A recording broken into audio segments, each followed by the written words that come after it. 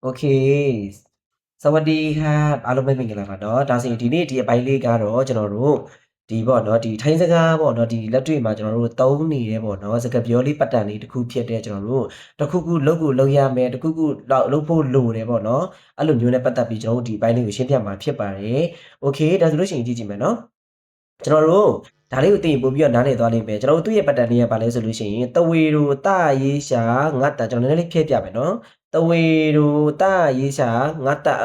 အောက်ကမြေပေါ်မှာတောက်ပေါ့နော်တောက်ပေါ်မှာ तू ကရိုးရိုးတောက်လို့မထွက်ဘဲနဲ့ तू ကငါးတက်တန်ပါတယ်ငါးတက်တန်ဒီပါဇက်ကိုအကျယ်ကြီးဟပြီးတော့အာကောင်အစုံကိုရှာထောက်မှာဖြစ်ပါတယ်ပြန်ပြောမယ်နော်ငါးတက်တန်ဒီပါဇက်ကိုအကျယ်ကြီးဟပြီးတော့အာကောင်အစုံကိုရှာထောက်မှာဖြစ်တယ်ဒါဆိုလူတစ်လေးတစ်ယောက်ကိုကျွန်တော်ခေါ်လိုက်မယ်ဘာလို့လဲဆိုတော့ငါးတက်တန်ထွက်မတက်ပေါ့ထွက်မတက်ဘူးဆိုလို့ရှိရင်လည်းကျွန်တော်အစအနေပြန်ပြောပြပါနော်အဲ့ဆိုရင်ခဏလေးကျွန်တော်မိုက်လေးမဖွင့်နဲ့နော်ကျွန်တော်ခေါ်လို့ရှိရင်မိုက်လေးဖွင့်ပါခဏလေးနော်ကျွန်တော်နာမည်ခေါ်မယ်ဒီလေးကလေရှင်ပါလဲကျွန်တော်နာမည်မှာထောက်လို့မရလို့เนาะရှင်တို့အချစ်တော်ညိုကျော်ဆိုတဲ့တယောက်က match လေးဖွင့်ပြလို့ရလား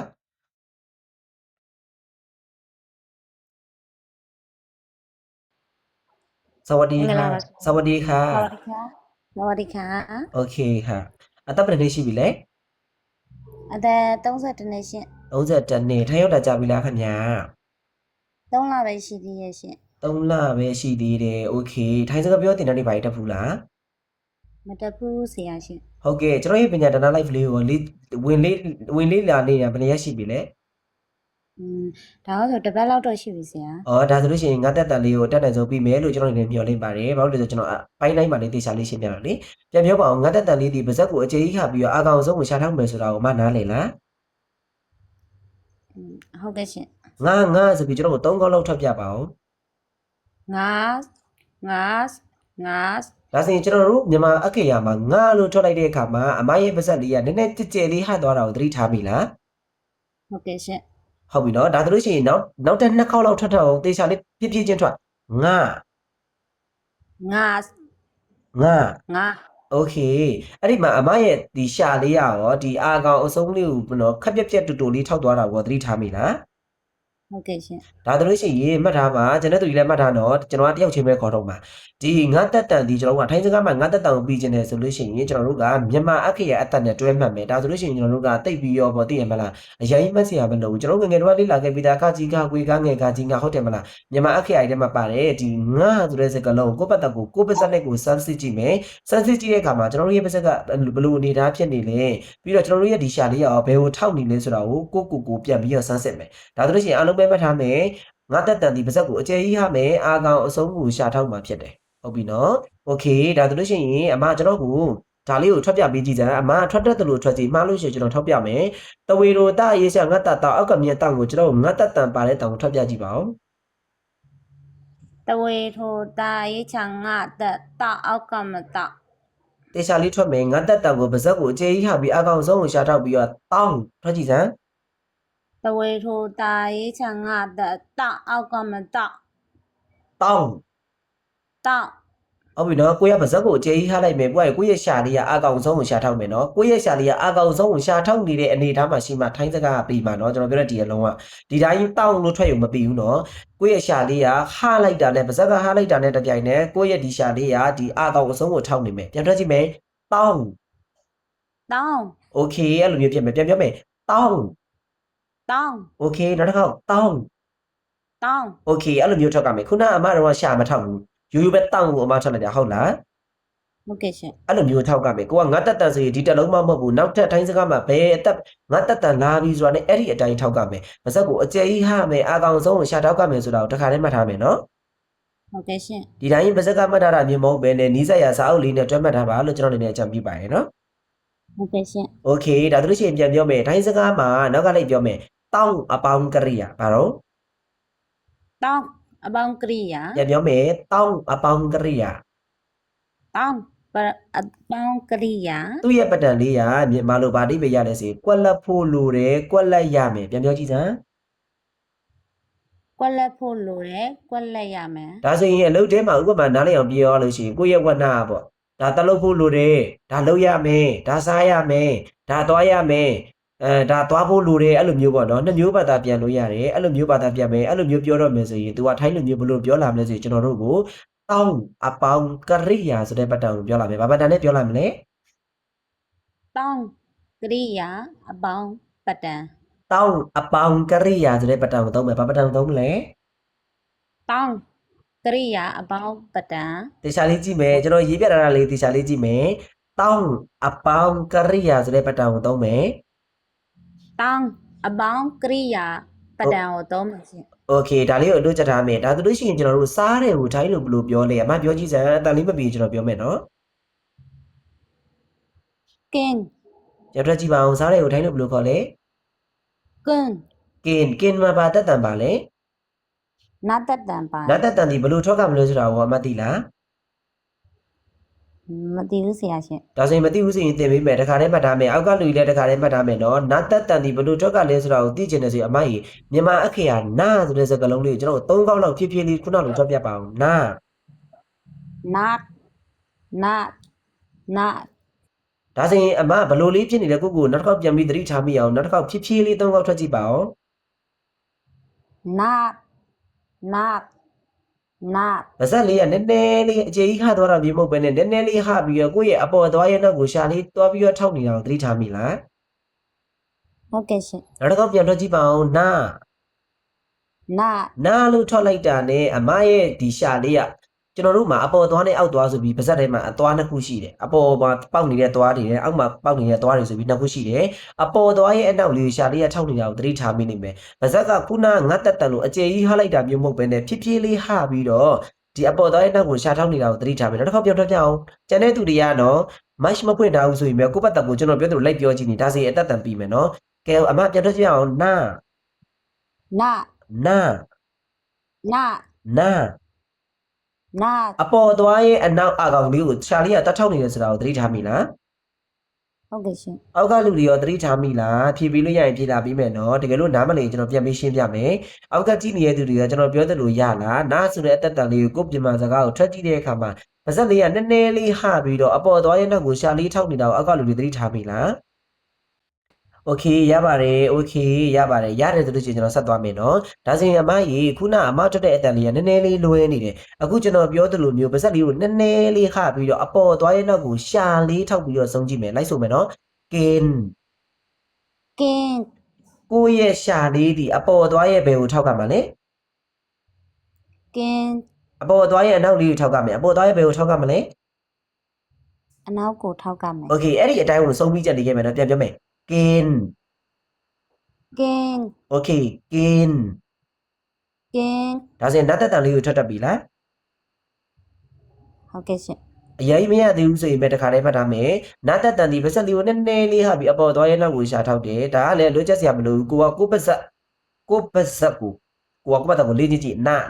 ာလေးချင်းကြည့်တယ်ကိုရှာဘလို့နေတာအဲ့လိုပုံစံမျိုးပေါ့နော်ဆရာလေးတဲ့မင်္ဂလာပါခင်ဗျာကင်းဆိုမြန်မာလိုအဓိပ္ပာယ်စားတယ်ကင်းဆိုမြန်မာလိုပါတော့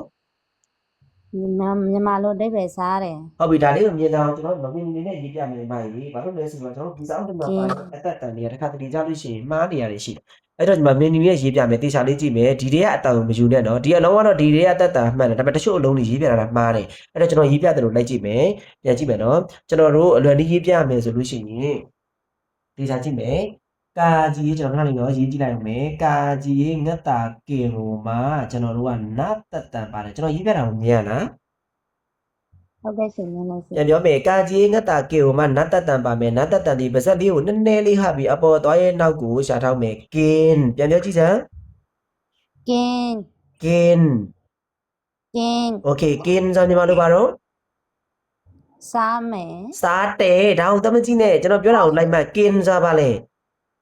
စားတယ် စားတယ်တဲနဲ့ဆုံးတယ်တဲနဲ့ဆုံးတာတွေဒီထိုင်းစကားမှာကရိယာလို့ခေါ်လဲဘာလို့ခေါ်လဲ ကရိယာလို့ခေါ် ထိုင်းစကားမှာကရိယာအောင်ကောင်းကောင်းမမသိတတ်သေးဘူးမခွက်တတ်သေးဘူးဆိုထိုင်းစကားပြောလို့မရတော့အဲ့တော့တစ်ခါလေးပြန်ပြောမယ်ထိုင်းစကားမှာတဲနဲ့ဆုံးရင်ဘာလဲကရိယာလားထိုင်းစကားမှာတဲနဲ့ဆုံးရင်ဘာလဲ ကရိယာ ကရိယာဒါစီမှတ်ထားမယ်နော်ဒါစီပြန်ပြောကြည့်အောင်စားတယ်ကိုထိုင်းလို့ဘယ်လိုခေါ်လဲ ကင်း ဟုတ်ပြီကင်းစားတယ်ဒါဆိုလို့ရှိရင်အမကျေးဇူးများကြီးတင်ပါတယ် match လေးပေးလို့ရပါပြီခင်ဗျာဒါဆိုလို့ရှိရင်နောက်ထပ်လူသစ်လေးတယောက်ခေါ်မယ်နော်ဘာလို့ဆိုတော့ထွက်တာအောင်လို့ပေါ့နော်ကဲရှမ်းဖြိုးအောင်စวัสดีค่ะ ကိုရှမ်းပြောအောင်สวัสดีค่ะไม่ช่วยไปเลยอย่าละไม่รีบเพื่อนไปเลยอย่าละခင်ဗျာ Ok, ok ခင်ဗျာ โอเคสวัสดีค่ะအသက်ဘယ်နှစ်နှစ်ရှိပြီလဲ ဗျာ အသက်ဘယ်နှစ်နှစ်ရှိပြီလဲခင်ဗျာ အသက်19ဗျာ အသက်ဆက်ကိုငယ်ငယ်လေးပဲရှိသေးရထိုင်းရောက်နေရကြပြီပေါ့လေ ထိုင်းရောက်တာမကြာသေးဘူးဗျာ ထိုင်းရောက်တာဘယ်လောက်ကြာသွားပြီလဲခင်ဗျာ ထိုင်းရောက်တာ9လလောက်ပဲရှိသေးတယ် ငါးလထိုင်းစကားသင်တန်းတွေပါတက်ဘူးလား တခါမှမတက်ဘူး မတက်ဘူးထိုင်းစကားရောအနေချင်းပြောတတ်ပြီလား ထိုင်းကတော့နည်းနည်းပါးပါးတော့အဲ့မျိုးပြောတာတော့နည်းနည်းပါးပြောတတ်တယ်ဟိုပြောမယ်နည်းနည်းပါးပါးတော့တစ်လုံးတစ်လုံးတော့နည်းနည်းပါးနားလေဒါပေမဲ့ပြောတတ်လားဆိုတော့မပြောတတ်ဘူး โอเคဒါဆိုလို့ရှိရင်အခုမှရောက်တာမကြသေးဘူးဖြစ်တဲ့အတွက်ကြောင့်ကျွန်တော်တို့လူမျိုးတွေကအနေနဲ့အများတက်လာတဲ့လမ်းစီလေးတွေဘယ်လိုပဲပြည့်ပြည့်သိရမလားရဲရောက်ချင်းသူဆိုလို့ရှိရင်ပတ်စံတွေကုန်ခဲ့တဲ့တော့မှကျွန်တော်တို့စက်ယုံတွေကိုတန်မလို့ကဘူးစာရဲစရတွေမရှိလို့အခန်းထဲမှာအချိန်ကုန်နေရတယ်အဲ့လိုလူမျိုးတွေအများကြီးရှိတယ်အဲ့ဒီလူမျိုးတွေအတွက်ရည်ရွယ်ပြီးတော့ကျွန်တော်တက်နိုင်တဲ့ဘက်ကနေပြီးတော့ပညာဒါနလေးကိုအတန်လေးပြအောင်တရားလေးလေ့ကျင့်ပေးပါတယ်နေ့တိုင်းလေးစောင့်ကြည့်ပေးဖို့အကြံပြုတယ်နော်โอเคကျွန်တော်တို့ဒီတိုင်းအတန်မတ်ကြီးလိုက်ကြည့်တာမျိုးမဟုတ်ဘဲနဲ့စာအုပ်လေးတစ်အုပ်လောက်ရေးလိုက်ပါဒီထဲမှာကြည့်နေတဲ့သူအကောင်လုံးပြောချင်တာကစာအုပ်လေးတစ်အုပ်လောက်ရေးလိုက်ပါစာအုပ်လေးတစ်အုပ်ကဘာမှမရှိဘူးအဲ့ဒီရေးလိုက်တဲ့စာအုပ်ထဲမှာမအကိုကလိုက်မှတ်မယ်ဘောပင်လေးနဲ့လိုက်မှတ်မယ်အတန်လေးကိုဘယ်လိုထွက်လဲတစ်လုံးချင်းလိုက်မှတ်မယ်ဟုတ်တယ်မလားစုဆောင်းမှများလို့ရှိရင်30စုဆောင်းမှများရင်100 1000 1000 3000ဒီလိုဖြစ်တယ်ဒီလိုမျိုးပဲကျွန်တော်ကသူများနိုင်ငံမှာနေရင်သူများဘာသာစကားကိုကိုကကျွမ်းကျင်နေမှဖြစ်မယ်အကျွမ်းကျင်မဟုတ်ဘူးဆိုရင်တော့100ရာခိုင်နှုန်းမှာကျွန်တော်တို့40လောက်ကျွမ်းကျင်ရမယ်ဒါမှကျွန်တော်တို့ကတကယ်ဖျားနာတာကြီးပါဖြစ်ရင်ကိုယ်တိုင်ပြောတတ်မှာဖြစ်တယ်နော် ဟုတ်ကဲ့ โอเคဒါတို့ရှိရင်ညီလေးမင်္ဂလာပါညီလေးနားတက်တန်လေးကိုခုနအခုရှင်းပြတာနားလေလား ဟုတ်ကဲ့နားလေ ဒါဆိုရင်မိမိကိုယ်တိုင်ပြန်ပြီးတော့လေးကြည့်ရအောင်နာဆိုပြီးတော့အခုဖြည်းဖြည်းလေး၃ခေါက်လောက်ထွက်ပြပါလား ဟုတ်ကဲ့နာနာ ညီလေးမြန်မာပြည်မှာတော့အကြောင်းမန္တရာလေးတက်ခဲ့လေ ကျောင်းမနေမှာတော့6တန်းလေးတက်ခဲ့တယ် 6တန်းဆိုရင်တော့မှတော်တော်များများသိပါပြီဒါဆိုရင်ပြန်ပြောမယ်နောက်တစ်ခေါက်ထွက်ပြပါအောင်နာကို2ခေါက်လောက်ထွက်ပြနာโอเคအဲ့မှာနာလို့ထွက်လိုက်တဲ့အခါမှာညီလေးရဲ့ပါးစပ်လေးနည်းနည်းလေးဟပြီးတော့ကိုယ့်ရဲ့ရှာလေးကအကိုတို့အပေါ်သွားနဲ့အောက်သွားနဲ့ရှိတဲ့အခါမှာအပေါ်သွားရဲ့နောက်ကိုရှာလေးကလိတ်တလို့လို့သွားထောက်တလို့လို့ဖြစ်နေအောင်သတိထားမိလား ထိထားမိတယ် ဒါဆိုရင်နောက်တစ်ခေါက်ထွက်ပြအောင်နာ နာ ပါးစပ်လေးကနည်းနည်းပဲဟမှာအကျယ်ကြီးဟစရာမလိုဘဲနဲ့နည်းနည်းလေးဟပြီးအပေါ်သွားရဲ့နောက်ကိုရှာလေးထောက်နေအောင်သတိထားမိပြီလား ထိထားမိတယ်ကို ဒါဆိုလို့ရှိရင်အဲ့ဒီအတိုင်းလေးကိုအကိုကိုဒီမှာကာကြီးညီလေးအတန်လေးပြအကိုကပေါင်းပြမယ်ကာကြီးငတ်တာကင်ဆိုလို့ရှိရင်အကိုတို့ကမြန်မာစကားဆိုရင်ကင်လို့ပဲထွက်မှာမလားဒါပေမဲ့အဲ့ဒီမှာရိုးကင်လို့မဟုတ်ဘဲနဲ့အနောက်မှာပါအတတန်ပါတာကိုသတိထားမိလေ နောက်မှနာတက်တက်ပါတယ် โอเคနာတက်တန်ဒီကျွန်တော်အကိုတို့ကပါဇက်လေးကိုနည်းနည်းလေးဟပြီးတော့အပေါ်သွားရဲ့နောက်ကိုရှာလေးထောက်မှာမဟုတ်ဘူးလား ဟုတ် ဒါဆိုရင်လိုက်ပြီးတော့ထွက်ကြည့်ပါဦးကင် ကင် ပါဇက်ကိုမပိတ်နဲ့နော်ပါဇက်ကိုနည်းနည်းလေးဟပြီးတော့ကိုယ့်ရဲ့ရှာလေးကအပေါ်သွားရဲ့အနောက်ကိုထောက်ပြီးတော့ဆုံးမှာအဲ့ဒီတိုင်းကိုဆုံးနေမှာကင် ဟုတ်ကင် โอเคပြီလားပြီကင် ကင် โอเคဒါဆိုရင်နောက်တစ်ခါကင်လို့ပြောမှာလား ပြောတော့ ဒါဆိုရင်သူ့ရဲ့အတန်ထွက်မှတ်ဒီနောက်မှာဘာတတ်တန်ပါတာကိုသိရမှာလဲ နာတက်တက် နတ်တန်ထိုင်းစကားမှာစားတယ်လို့ပြောချင်တယ်ဆိုရင်သူ့အနောက်မှာဘာတတ်တန်ပါတာကိုညီလေးခုချိန်နေရမှတ်ထားရမှာလေ နာတက်တက်ပါ โอเคဒါဆိုလို့ရှိရင်နတ်တန်ဒီအကိုတို့ကဗဇက်လေးကိုနည်းနည်းလေးခပြီးတော့အပေါ်သွားရဲ့နောက်ကိုရှာလေးထောက်မယ်ပြန်ထွက်ပြအောင်ကြီးလေးကင် ကင် ကင် ကင် စားတယ် စားတယ် ဒါဆိုရင်နတ်တန်လေးကိုညီလေးပြီပြီလား ဟုတ်ကဲ့ โอเคကျေးဇူးအများကြီးတင်ပါတယ်မိုက်လေးပေးလို့ရပါပြီခင်ဗျာဒါဆိုရင်နောက်တစ်ယောက်လေးခေါ်မယ်နောက်ထပ်လူသစ်လေးတစ်ယောက်ကမိုမိုစวัสดีค่ะမိုสวัสดีค่ะสวัสดีค่ะမိုสวัสดีค่ะမိုက်လေးဖွင့်ပေးလို့ရလား สวัสดีค่ะ สวัสดีค่ะอายุเท่าไหร่คะ 34จ้ะ พูดไทยได้ไหมใช่ไหม ได้แน่หน่อยค่ะ ได้นิดหน่อยอยู่ที่ประเทศไทยมากี่ปีแล้วนะคะ มา6 ปีกว่าแล้วจ้ะ โอ้มีขนาดนั้นเลยเหรอ6 ปีกว่าแล้วทำไมได้นิดหน่อย จ้ะได้แค่นิดหน่อย ทำไมได้นิดหน่อยอยู่ที่ประเทศไทยมา6 ปีกว่าแล้วตอนนี้อายุเท่าไหร่ครับ 34จ้ะ 34เหรอ จ้ะ มีผัวแล้วเหรอ จ้ะมีแฟนแล้วค่ะ มีแฟนแล้วแต่ยังไม่เงินแต่เลยเหรอ หืม ยังไม่ได้เงินแต่เลยเหรอ ว่าอะไรนะ แล้วมันทายาดีอยู่ละ อ๋อ แต่งแล้ว อ๋อโอเค มีลูกไหม มีแล้วจะมี1 คน มีหนึ่งคนผู้หญิงเหรอผู้ชายเหรอครับ ผู้ชายจ้ะ ผู้ชายจะโอเคဒါဆိုရင်ရောက်တာက6နှစ်ကျော်လောက်ရှိပြီဆိုတော့ကျွန်တော်တို့ထက်လဲဝါကြီးတယ်အတက်နိုင်ဆုံးနဲ့အများကြီးပြောတတ်မယ်လို့ကျွန်တော်လည်းယူဆတယ်ဒါဆိုရင်ကျွန်တော်ကအတက်တန်လေးကိုမရှင်းပြတော့ဘူးအမ6နှစ်ကျော်လောက်ရှိပြီဆိုတော့ထွက်ကြည့်မယ်စားတွေကိုထိုင်းလို့ဘယ်လိုခေါ်လဲ กินจ้ะ နောက်တစ်ခေါက်ပြောပါဦးထိုင်းစားတွေကိုထိုင်းလို့ဘယ်လိုခေါ်လဲ กิน โอเคအတန်လေးပြီးလိုက်တာနောက်တစ်ခေါက်ထိုင်းလို့ပြောပါအောင်စားတွေကိုဘယ်လိုခေါ်လဲ กินจ้ะ โอเคကင်ထိုင်းစကားမှာကျွန်တော်တို့တစ်ခုခုလုပ်ဖို့လိုတယ်တစ်ခုခုလုပ်ကိုလုပ်ရမယ်လုပ်ကိုလုပ်ရမှာเนาะလုပ်ကိုလုပ်ရမှာမလုပ်လို့မရဘူးအဲ့လိုပုံစံမျိုးပေါ့เนาะတစ်ခုခုလုပ်ဖို့လိုတယ်လုပ်ကိုလုပ်ရမှာဒီလိုမျိုးပြောချင်တယ်ဆိုရင်ကျွန်တော်တို့ကဘာပတန်လေးကိုသုံးမလဲဆိုရင်တောင်းအပေါင်းကရိယာဆိုတဲ့ပတန်ကိုသုံးမယ်ဘာပတန်ကိုသုံးမလဲ ต้อง တောင်းအပေါင်းကရိယာဘာပတန်ကိုသုံးမလဲ ต้องอ่ะปังกลีอ่ะ โอเคကျွန်တော်ခုနစားတယ်ဆိုတဲ့ဒီကရိယာလေးကိုကျွန်တော်ဒီကရိယာနေရာမှာကင်လေးကိုထည့်ကြည့်လိုက်ဒါဆိုရင်ဘာကင်ဖြစ်မလဲ ต้องพอเราจะอะไรกินข้าวล่ะ မဟုတ်ဘူးဒီတောင်းရဲ့နောက်မှာကင်လေးပေါင်းပြီးတော့တောင်းကင်ပြောကြည့်ပါဦး อ๋อต้องกิน တောင်းကင်ဆိုလို့ရှိရင်ကျွန်တော်တို့ဒီစားဖို့လိုတယ်စားဖို့စားရမယ်ဒီလိုထည့်ပေးရတယ်ဟုတ်လား โอเค ပြန်ပြောပါအောင်စားဖို့လိုတယ်စားဖို့စားရမယ်ဆိုရင်ထိုင်းလို့ဘယ်လိုပြောမလဲ ต้องกิน တောင်းမှာဘာတက်တန်လေးပါတာကိုသတိထားမိလဲ ต้องมาเปา ငါတက်တန်ဘာတက်တန်လဲ เงางัดตังเฮา โอเคငါတက်တန်လေးပါအောင်သတိထားမိပြန်ပြောပြပါအောင်တောင်းကင် ต้องกิน โอเคတောင်းကင်ဆိုမြန်မာလိုဘာတိပေးရလဲ ซาเด စားတယ်လို့ဘာသာပြန်လို့မရဘူးကင်တစ်လုံးနဲ့တည်စားတယ်တောင်းကင်လို့တိတိကျကျဘာသာပြန်မယ်ဆိုရင်စားဖို့လိုတယ်စားရမယ်ဘယ်လိုဘာသာပြန်မလဲ ซาบุรูเดซายามะ ပထမတောင်းအပေါင်းကရိယာဆိုတာကကျွန်တော်တို့ကကွက်လက်ဖို့လိုတယ်ကွက်လက်ရမယ်ကွက်လက်ဖို့လိုတယ်ကွက်လက်ရ ซา မယ် บุรูเดก็ละยาม โอเคထိုင်းစကားမှာသွားတယ်ကိုဘယ်လိုခေါ်လဲ ไป ပိုင်โอเคသွားဖို့လိုတယ်သွားကိုသွားရမယ်လို့ပြောရင်ဘာပတောင်သုံးမလဲ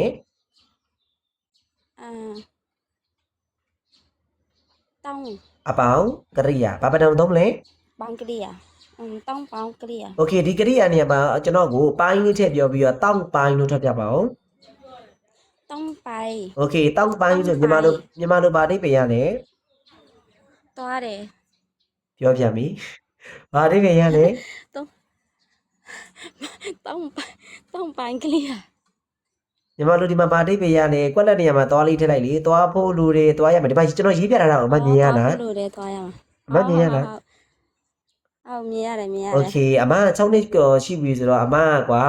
ဟိုထိုင်းလူပြောတယောက်ပြောလာရင်တော့အမနားလေတယ်ဒါပေမဲ့အမတိတိကျကျလေးအမနားလေထားဖို့လိုတယ်ပေါ့နော်ကျွန်တော်ကအကြံပေးချင်တာလေ ဟုတ် ဟုတ်ကဲ့ဘာလို့လဲဆိုတော့ ဟုတ် ဟိုကင်တစ်လုံးလေးဆိုတာလည်းကျွန်တော်တို့စားတာတောက်ကင်ကိုသွားပြီးတော့စားတယ်လို့ကျွန်တော်တို့ပြောလို့မရဘူးတောင်းလို့ရှိရနေပါသူကပြောလာပြီဆိုရင်ကိုကစားကိုစားရမယ်သူကပြတ်ပစီကအမိတ်ပေးတဲ့ပုံစံမျိုးမှာပါတယ်စားကိုစားရမယ်စားဖို့ကိုလိုတယ်အဲ့လိုပုံစံမျိုးမှာတုံးတယ်ဒါကြောင့်မို့ကျွန်တော်တို့ကတခုခုကွက်လက်ဖို့လိုတယ်ကွက်လက်ရမယ်လို့ပြောချင်တောက်ပေါင်းကရိယာကိုတုံးတယ်ခုနကအမပြောတဲ့သွားတွေကိုထိုင်းလို့ပိုင်းဆိုတာသွားတယ်ဒါဆိုရင်သွားဖို့လိုတယ်သွားရမယ်လို့ပြောချင်အမထိုင်းလို့ဘယ်လိုပြောမလဲ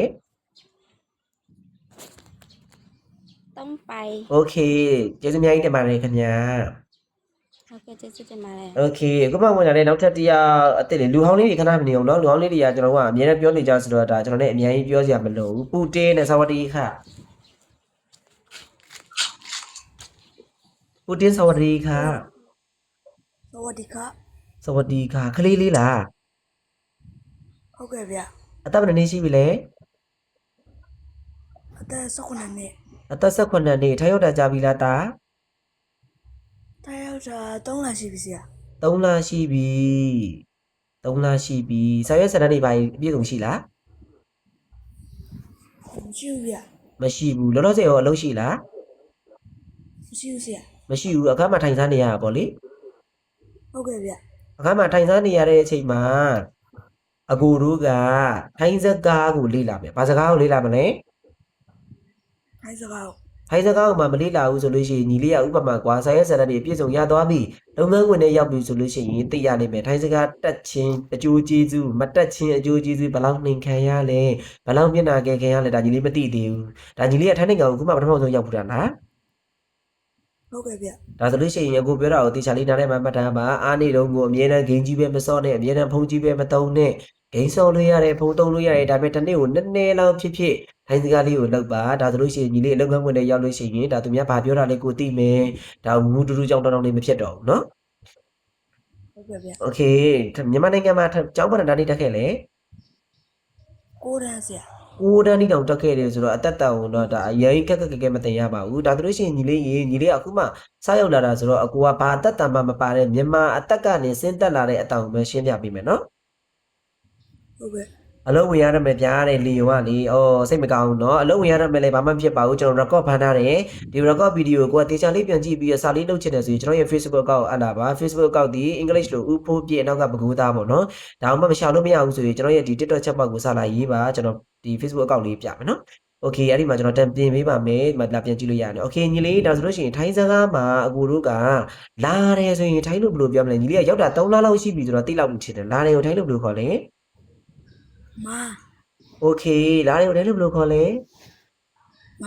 တင်တဲ့ဘလို့အဲ့ရမလဲမောင်လေးရေတဲ့တင်တဲ့အချင်းတယ်ဆိုလို့ရှိရင်ကျွန်တော်တို့ဒီ TikTok ဒီချက်ပေါက်လေးကိုအမကြီးစာလေးလာရေးပေးပါမောင်လေးရေအမတင်တဲ့လေးစိတ်ဝင်စားလို့ပါအဲ့ဒါကျွန်တော်အသေးစိတ်လေးရှင်းပြပေးမယ်နော်โอเคညီလေးပြန်ပြောပါအောင်ထိုင်းစကားမှာလာတယ်ကိုဘယ်လိုခေါ်လဲ မာ မာโอเคဒါဆိုလို့ရှိရင်အကိုတို့ကတခုခုလှုပ်ဖို့တခုခုကွက်လက်ဖို့လိုတယ်ကွက်လက်ရမယ်လို့ပြောချင်ဘာပတ်တန်ကိုသုံးမလဲ တောင်းအပေါင်းမာ ညီလေးတော်လိုက်တာအကူကဘာပတ်တန်ကိုသုံးမလဲလို့ပဲမေးတာဖြစ်တဲ့အတွက်ကြောင့်တောင်းပေါင်ကရိယာလို့ပဲဖြစ်ပြန်ပြောမယ်ဘာပတ်တန်ကိုသုံးရမလဲ တောင်းအပေါင်းကရိယာ ပြန်ပြောပါအောင်ညီလေးရေတခုခုကိုကွက်လက်ဖို့လိုတယ်ကွက်လက်ရမယ်လို့ပြောချင်ဘာပတ်တန်ကိုသုံးရမလဲ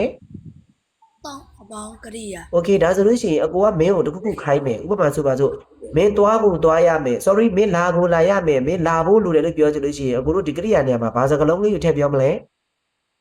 မာ โอเคပြောချင်အောင်ညီလေးရေ တောင်းအပေါင်းမာ အဲ့လိုမျိုးပြောလို့မရဘူးထိုင်းစကားမှာအပေါင်းကြီးကိုထည့်မပြောနဲ့လေအကူကနားလည်အောင်ရေးပြတာလားတောင်းမှာပြောကြည့်စမ်း တောင်းမာ ဒါပေမဲ့အကူပြပြမယ်နော်ထိုင်းစကားမှာအကူတို့ကလက်တွေ့မှာသုံးနေတဲ့အတန်ကိုပဲအကူရှင်းပြမယ်သူရဲ့အတန်ထွက်မှန်ဒီလာတွေကိုထိုင်းစကားရဲ့စာအုပ်ထဲမှာအတန်ထွက်မှန်ဒီ WhatsApp ပေါက်တန်ပါတယ်ဒါပေမဲ့လက်တွေ့မှာပြောနေရတဲ့အကူတို့ဒီ WhatsApp ပေါက်တန်မပါဘူးဘာတန်မပါဘူးလဲ ဝစံလုံးပေါက်တန်ပေါင်း ဒါဆိုရင်ဘာတန်ဖြစ်သွားမလဲ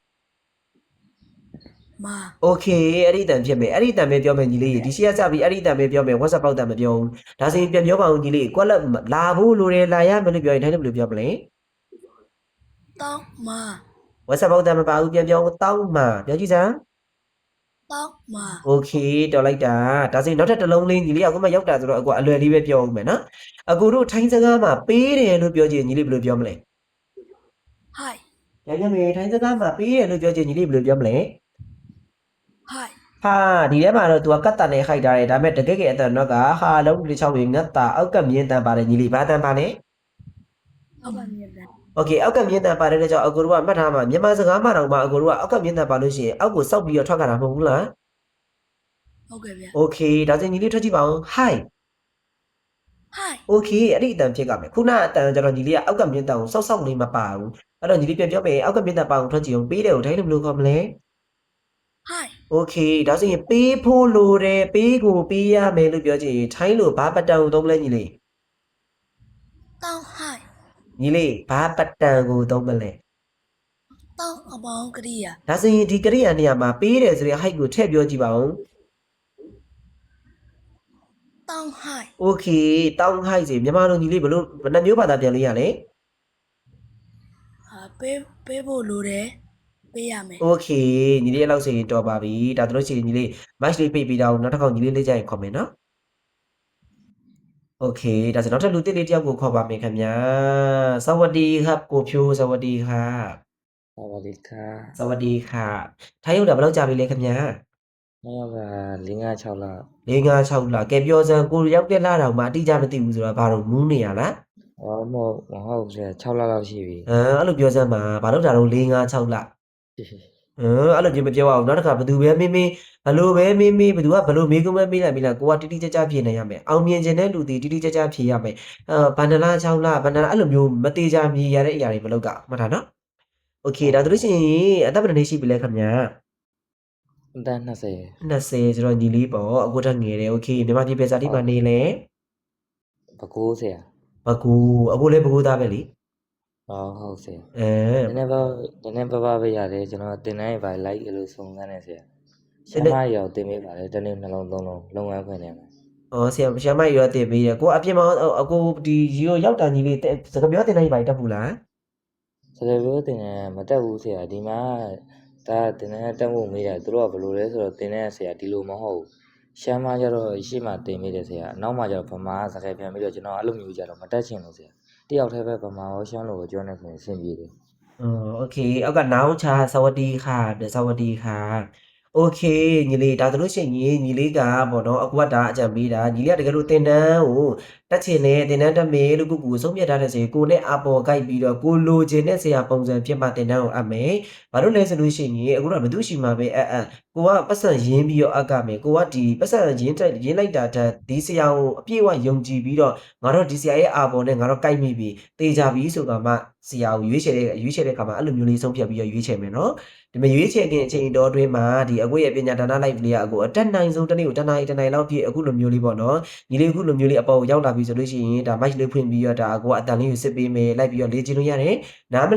မလဲမချင်းပညာဒါနဆိုပြီးမှပြီးဆိုလည်းမတင်ပေးဘူးနားမလဲမချင်းတေချာလေးရှင်းပြမယ်အောက်ကလူတွေကလည်းနားထောင်နေတဲ့အခါမှာငါတို့ကတော့အပေါ်ကိုမတက်ဘူးအပေါ်တော့မတက်လိုက်ရဘူးလူပြည့်သွားလို့ငါတို့အောက်ကပဲနားထောင်နေရဆိုရင်အောက်ကလူတွေပြောတဲ့အတိုင်းကိုကအပြင်ကနေပါစလိုက်ထွက်ကြည့်နေမယ်ဒါဆိုရင်ကိုလည်းတိုးတက်မယ်ဒါဆိုရင်ညီလေးကနောက်တစ်ခါပညာဒါန live ကိုလာကြည့်တဲ့အခါမှာဒီတိုင်းပြုံးကနေလာကြည့်ရမျိုးမဟုတ်ပဲနဲ့စာအုပ်လေးတွေဝယ်ထားမယ်။ထားနိုင်ငံမှာစာအုပ်လေးတုံးမှာ20 30ဘာမှတန်ဖိုးမရှိဘူး။ဝယ်ထားမယ်ပေါ့နော်ဒီဘောပင်လေးတွေခေတ္တလေးတွေဝယ်ထားမယ်။ဝယ်ထားပြီးတော့အခုပြတာလေးတွေကိုလိုက်မှတ်မယ်လိုက်လုပ်မယ်ဆိုလို့ရှိရင်ဒီလက်ရှိနေထားတဲ့ level တစ်ခုလောက်တိုးတက်လာမယ်လို့အခုအနေနဲ့ယူဆတယ်နော် ဟုတ် ။ Okay ညီလေးက စာအုပ်နဲ့ပုံပြန်တော့ ပြောပါအစောင်းနဲ့ပုံပြဖြစ်တယ် စာအုပ်ညီဒီကိုရောက်တော့ကတော့လိုင်းပေါ်မှာဟိုဘယ်လိုပြောမလဲရှမ်းစာတော့မဟုတ်ဘူးစကားပြောလေးပါလေစာအုပ်မှာချမှတ်ထားအဲ့လိုမျိုးလေးပေါ့ဆရာကြီး ။အော်ရတယ်လေညီလေးအဆင်ပြေတယ်လို့တော့ဒီကတော့ပြောမယ်သူလို့ရှိရင်စာအုပ်လေးတစ်အုပ်လောက်ရင်းစေချင်တော့ပြောတာတကယ်လို့အခုအပေါ်နဲ့ကိုင်းပြီးလို့ညီလေးကတင်တဲ့မတက်နိုင်သေးဘူးအကြောင်းမျိုးကြောင့်ပညာဒါန live လေးကိုဆရာနဲ့လေ့လာအောင်မယ်ဆိုလို့ရှိရင်အတန်လေးပြပြလေ့လာခြင်းနဲ့ဆိုရင်အဲ့လိုမျိုးလေးလုပ်ပါလို့အကြံပေးရနော် ဟုတ်ဆရာ โอเคညီလေးရောက်တာလေး6လလောက်ရှိပြီဆိုတော့အတက်နိုင်ဆုံးခုနတတက်စားလို့ရှိရင်ညီလေးကနည်းနည်းလေးလာကြည့်တယ်အဲ့တော့ညီလေးကိုအကိုကတလုံးပေးမယ်အသက်မပြီးအကိုရှင်းပြမယ်ရှက်စရာမလိုဘူးအောက်ကလူတွေကကြည့်နေရအများကြီးပဲငါတို့ပြောလိုက်တော့ရှက်တော့မယ်ရှက်စရာမလိုဘူးအကိုတို့ကပညာဒါနပြီးလေဆိုတာတယောက်ထောက်ပြမယ်ရှက်ဖို့မလိုဘူးအမှားအသိမှအမှန်ကိုပြင်နိုင်မယ်โอเคဒါဆိုညီလေးပြောရဲဖို့ပဲလိုတယ်နော် ဟုတ်ကဲ့ဆရာ โอเคဒိုင်းစကားမှာဝယ်တယ်ကိုညီလေးပြောတတ်လားဝယ်တယ်ကိုဒိုင်းလို့ဘယ်လိုခေါ်လဲပြောတတ်လား ဝဲတယ်လားဆရာ โอเคဝယ်တယ်ဘယ်လိုခေါ်လဲ ဝဲတယ်ကိုထောက်လိုက်ဘယ်လောက်လဲဝဲတယ်မသိဘူးဆရာ ဝယ်တယ်ကိုမသိဘူးဆိုလို့ရှိရင်အကိုတင်မင်းမယ်ဒါဆိုရင်ဒီနေ့ကစပြီးဝယ်တယ်ကိုသိသွားအောင်အုံနောက်တဲ့တစ်ခါတည်းမှတ်မယ်နော် ဟုတ်ဆရာ โอเคဝယ်တယ်ကိုထိုင်းလို့အကိုတို့ကရိုးအတိုင်းပဲထွက်မယ်မြန်မာစကားရဲ့ရိုးအတိုင်းပဲအကိုကိုပေါင်းပြရင်စာလုံးရင်းတစ်ချောင်းဝင်စုဝက်စနှလုံးပါ စူ ပြန်ပြောမယ်စာလုံးရင်းတစ်ချောင်းဝင်စုဝက်စနှလုံးပါ စူ โอเคအဲ့ဒီစုကိုမှအကိုတို့ကသွားစီပြီးထွက်မယ်ဘာစီပြီးထွက်မလဲ သွားစိတ်ပြီးတော့မယ်ဆရာ ပြန်ပြောမယ်ထိုင်းစကားမှာအကိုတို့ဝယ်တယ်လို့ပြောချင်တယ်ဆိုလို့ရှိရင်စူးဆိုတဲ့စကားလုံးကိုဘာစီပြီးထွက်မလဲ စူ ဘာစီပြီးထွက်မလဲမေးတာကိုအရင်ဆုံးပြပါအောင် သွားစိတ်ပြီးတော့ ဒါဆိုရင်အကိုကထွက်ပြမယ်ညီလေးတေးချလိုက်နားထောင်စ ဟုတ် သွားစီလိုက်တဲ့အခါမှာအကိုတို့ရဲ့ဒီပြောပါစေကွာအကိုတို့ရဲ့သွားကြားထဲကနေပြီးတော့လေတံလေးတွေကအဲ့လိုမျိုးလေးထွက်သွားတာနားလည်လားဒါဆိုလို့ရှိရင်ပြန်ပြမယ်နော်ညီလေးကစာလုံးရင်းတစ်ချောင်းဝင်စုဘုစလုံးပေါက်စုဒီလိုရိုးအကိုထွက်နေတယ်အခုလိုစုအဲ့လိုမျိုးကြီးမထွက်ပဲနဲ့သွားကိုစိပြီးထွက်လိုက်စပြောကြည့်စမ်း စူ အဲ့လိုမျိုးညီလေးခုထွက်နေတဲ့အခါမျိုးဆိုပြီးတော့ညီလေးကဒီအာကောင်မျိုးဒီကြိတ်ပြီးတော့ထွက်တယ်လို့မျိုးကြီးဖြစ်နေတယ်အဲ့လောက်ကြီးသုံးစရာမလိုဘူးပါစက်ကြီးကိုပေါ့လေးပဲထားစာလုံးရင်းတစ်ချောင်းဝင်စုဘုစလုံးပေါက်စုမှာသွားစိပြီးထွက်လိုက်ရုံပဲဘာမှအဲ့ဒီလဲကြိတ်စရာလည်းမလိုဘူးရိုးလေးပဲစ စူ ညီလေးနှခမ်းလေးချွန်နေလား ဟုတ် နှခမ်းချွန်စရာမလိုဘူးရိုးပဲသွားကိုစိတ်ထုတ်လိုက်ရုံပဲညီလေးဘာမှချွန်စရာလည်းမလိုဘူးကြိတ်စရာလည်းမလိုဘူးစ စူ အဲ့လိုစိနည်းနည်းပြီနေခုနကတော့ညီလေးကနှခမ်းချွန်ပြီးထွက်တတ်တာအဲ့လိုကြီး အဲ့လိုရမဟုတ်ဘူးအဲ့တော့သွားစီပြီးတော့ပဲထွက်လိုက်ညီလေးစ sư အဲ့လောက်ထွက်ရင်ရပြီအဲ့လောက်ထွက်ရင်ရပြီဒါပေမဲ့တဖြည်းဖြည်းတော့ပြီးသွားမှာပေါ့နော်လောလောဆယ်တော့ညီလေးအစဆိုတော့ဒါအစကတော့လူတိုင်းကလိုပဲပေါ့နော်โอเคပြန်ကြမယ်ညီလေးဝယ်တယ်တိုင်းလို့သွားစီပြီးထွက်မယ်ဘာစီပြီးထွက်မလဲ bác sĩ bị rồi mày ဒါဆိုညီလေးအတက်နိုင်ဆုံးသွားစီပြီးအခုထွက်ပြကြည့်စမ်း sư โอเคအဲ့လောက်ဆိုရင်တော့ညီလေးနည်းနည်းပြီးနေပြီတဖြည်းဖြည်းနဲ့ပြီးသွားလိမ့်မယ်အဲ့လောက်ဆိုရင်ရပြီဒါပထမဦးဆုံးချိန်ပထမဦးဆုံးထိတွေ့ခြင်းပဲပြန်ပြောကြည့်အောင်ညီလေးတိုင်းစကားမှာမြန်မာလိုဝယ်တယ်ဆိုရင်ထိုင်းလိုဘယ်လိုပြောမလဲ sư sư ok เนาะဒါဆိုညီလေးတဲတဲဆွဲအောင်မှတ်ထားမယ်sưကိုသွားစီမယ်ဒါဆိုရင်အကိုတို့ကထိုင်းစကားမှာဝယ်ဖို့လိုတယ်ဝယ်ရမယ်ဥပမာပေါ့ညီလေးကညီလေးခါမှာဥပမာကွာမဖြစ်မနေဝယ်ရတော့မမီးပလက်ခုံပြတ်သွားလို့ဆိုပါစို့ဥပမာပြောတာအဲ့ဒီချိန်မှာထိုင်းမတယောက်ကညီလေးခေါင်းလဲလာလဲဆိုပါစို့မီးပလက်ခုံက तू ကဖုန်းအသွင်းချင်လို့ညီလေးရှာမီးပလက်ခုံငားမယ်ဒါဆိုမီးပလက်ခုံကစောက်နေရဆိုရင်ဝယ်ရမှာလေဝယ်မနှမျောနေနဲ့ဝယ်ဖို့လိုတယ်ဝယ်ရမှာအဲ့လိုပုံစံမျိုးမှာတုံးမယ်အဲ့လိုပုံစံမျိုးမှာတုံးမယ်ဆိုလို့ရှိရင်အကိုတို့ဒီတောင်းအပေါင်းကရိယာဘာပဒံတုံးလဲ tao bao cái đi à ညီလေးထွက်တဲ့တောင်းဆိုတဲ့အတန်ကြီးကိုပြန်ထွက်ပြကြည့်စမ်းတောင်း tao ညီလေးထွက်တဲ့တောင်းဆိုတာမြန်မာလိုထွက်တဲ့တောင်းကြီးဖြစ်နေရင်ညီလေးမှားနေတယ်အဲ့တော့အခုကတေချာလေးရှင်းပြမယ်ခုနကတော့ညီလေးသွားစီးတဲ့တောင်းကိုညီလေးရသွားပြီနော် tao sẽ โอเคဒီအလုံးမှာကျတော့ညီလေးငါတက်တန်ပါတယ်ဘာတက်တန်ပါလဲ ngã tất à ငါတက်တန်ကိုပြီးခြင်းတယ်ဆိုလို့ရှိရင်ညီလေးခုနကတော့သူများကတွေကိုတင်ပြနေတဲ့အချိန်မှာညီလေးနားထောင်နေလား tao cũng lá thao này ဒါဆိုရင်ညီလေးကိုယ်တိုင်အခုလေ့ကျင့်ရမယ့်အလှည့်ရောက်သွားပြီဒါဆိုရင်ညီလေးငါတက်တန်ကိုပြီးခြင်းတယ်ဆိုရင်အကိုတို့ငငယ်တုန်းကမြန်မာစကားမှာသင်ခဲ့တဲ့အခရာငါလေးကိုအခုဖြည်းဖြည်းချင်းသုံးခေါက်လောက်ထွက်ပြငါ ngã ငါ ngã ngã โอเคဒါဆိုရင်အဲ့လိုမျိုးငါလို့ထွက်လိုက်တဲ့အခါမှာဒီငါဆိုတဲ့ညီလေးထွက်လိုက်တဲ့အတန်လေးကဗဇက်လေးကလိုတာတဲ့ပူပူလိုကြဲကြဲလေးဟသွားတာကိုသတိထားမိလား tao sẽ ကဲပို့ပြီးသတိထားမိတော့ငါဆိုပြီးတော့ကြဲကြဲလေးတစ်ခါလောက်ထွက်ပြ ngã ဒါဆိုရင်ညီလေးပါဇက်လေးကနည်းနည်းပြပြလေးထွက်သွားတာကိုသတိထားမိလား tao sẽ โอเคနောက်ပြီးတော့ညီလေးနောက်ထပ်ပို့ပြီးတော့ရှာလေးကိုသတိထားမိအောင်ကိုကနောက်တစ်ခေါက်ထွက်ပြခိုင်းမယ်ငါကြဲကြဲလေးပါဇက်ကိုဟာပြီးထွက်ငါ ngã ဒါဆိုရင်ညီလေးရဲ့ရှာလေးကဟိုးအကိုတို့ပါဇက်အဆုံးကအာကောင်အဆုံးကိုသွားထောက်နေအောင်သတိထားမိလား tao tự đi làm gì thế ဒါဆိုရင်နောက်တစ်ခေါက်အခုထွက်ပြအောင်ငါ ngã ဒါဆိုလို့ရှိရင်ညီလေးရေပါဇက်ကိုအကျယ်ကြီးခါပြီးအာကောင်အဆုံးကိုရှာထောက်ရင်ဒါဆိုရင်ဘာအသက်တန်လဲ ngã tất à โอเคပြန်ပြောမယ်ညီလေးရေငါတက်တန်ဒီပါဇက်ကိုအကျယ်ကြီးခါပြီးတော့အာကောင်အဆုံးကိုရှာထောက်ရင်ဘာအသက်တန်လဲ ngã tất à sẽ ငါတက်တန်โอเคဒါဆိုရင်ညီလေးရေခုနလိုမျိုးတောင်းကိုထွက်တဲ့အခါမှာရိုးရိုးခုနညီလေးထွက်တာကတောင်းဆိုပြီးတော့မြန်မာလိုကြီးထွက်လိုက်တာ tao sẽ အဲ့လိုထွက်တာမျိုးမဟုတ်ပဲနဲ့နောက်ဆုံးမှာပါဇက်ကိုအကျယ်ကြီးခါပြီးအာကောင်အဆုံးကိုရှာထောက်တဲ့အပုံစံနဲ့ဆုံးမယ်တောင်း tao ပြန်ပြမယ်နော်ပါဇက်ကိုအကျယ်ကြီးခါပြီးအာကောင်အဆုံးကိုရှာထောက်တဲ့ပုံစံနဲ့ဆုံးမယ်အောက်ကကြည့်နေတဲ့သူတွေကလိုက်ထွက်မယ်နော်ကိုယ့်ဘက်တက်ကိုတောင်း tao ညီလေးမပြီးသေးဘူးပါဇက်ကိုဟလိုက်ပြီးသွားလို့ရှိရင်ဒီအကိုတို့ရဲ့မင်းရဲ့ရှာကိုဒီအာကောင်အဆုံးကိုထောက်လိုက်တောင်း tao တဖြည်းဖြည်းနဲ့ပြီးလာပြီတောင်း tao တဖြည်းဖြည်းနဲ့ပြီးလာပြီအဲ့လိုမျိုးလေးလေ့ကျင့်မယ်ညီလေးအဆဆိုတော့ဒီလောက်ပဲရမယ်အခုပြောသလိုလေ့ကျင့်ပေးနေပါအများတန်းကွာထိုင်းစကားကိုပြီးချင်တယ်ဆိုရင်ငါတက်တန်ကိုပြီးချင်တယ်ဆိုလို့ရှိရင်ငါတက်တန်ထိုင်းစကားမှာတောက်ရတာအများကြီးပဲအဲ့တော့ငါတက်တန်ကိုပြီးချင်တယ်ဆိုလို့ရှိရင်ကိုယ့်ဘက်တက်ကိုပါဇက်ကနေငါထွက်ကြည့်ငါတို့မြန်မာစကားမှာငါထွက်တဲ့အခါမှာပါဇက်လေးကဘလို့ဟာနေလဲရှာလေးကဘယ်ကိုထောက်နေလဲဒါဆိုရင်အဲ့ဒီတိုင်းလေးကလေ့ကျင့်မယ်ဒါဆိုရင်ကိုယ့်ဘက်တက်ကိုထွက်ကြည့်ရင်းနဲ့ပြီးသွားလိမ့်မယ်ညီလေးကပထမဆုံးချိန်ဆိုဒီလောက်ပြီးတာကျေးဇူးဟုတ်ပြီနော် okay Okay ခုနကတော့ဒါဆိုလို့ရှိရင်ညီလေးကရောက်တာ6လလောက်ရှိပြီဆိုတော့ညီလေးခုနကတော့ပြောလိုက်တယ်အကိုတို့ဝယ်တယ်ကိုသွားစီပြီးထွက်တာဘာတန်လေးပြောကြည့်ပါဦးစ sư ညီလေးနှခိုင်းချုံနေပြန်ပြီစ sư အဲ့တန်ခုနနှခိုင်းချုံစရာမလိုညီလေးနှခိုင်းသားချုံနေနိုးဆိုးချင်လို့လား màu sẽ màu nhà đấy rồi bị ấy này rồi là mình chỉ ăn nào rồi này ဒါဆိုအတန်လေးကိုတိုးတိုးလေးပြောရတယ်ညီလေးအတန်လေးကိုတိုးတိုးပြီးစလို့ပြော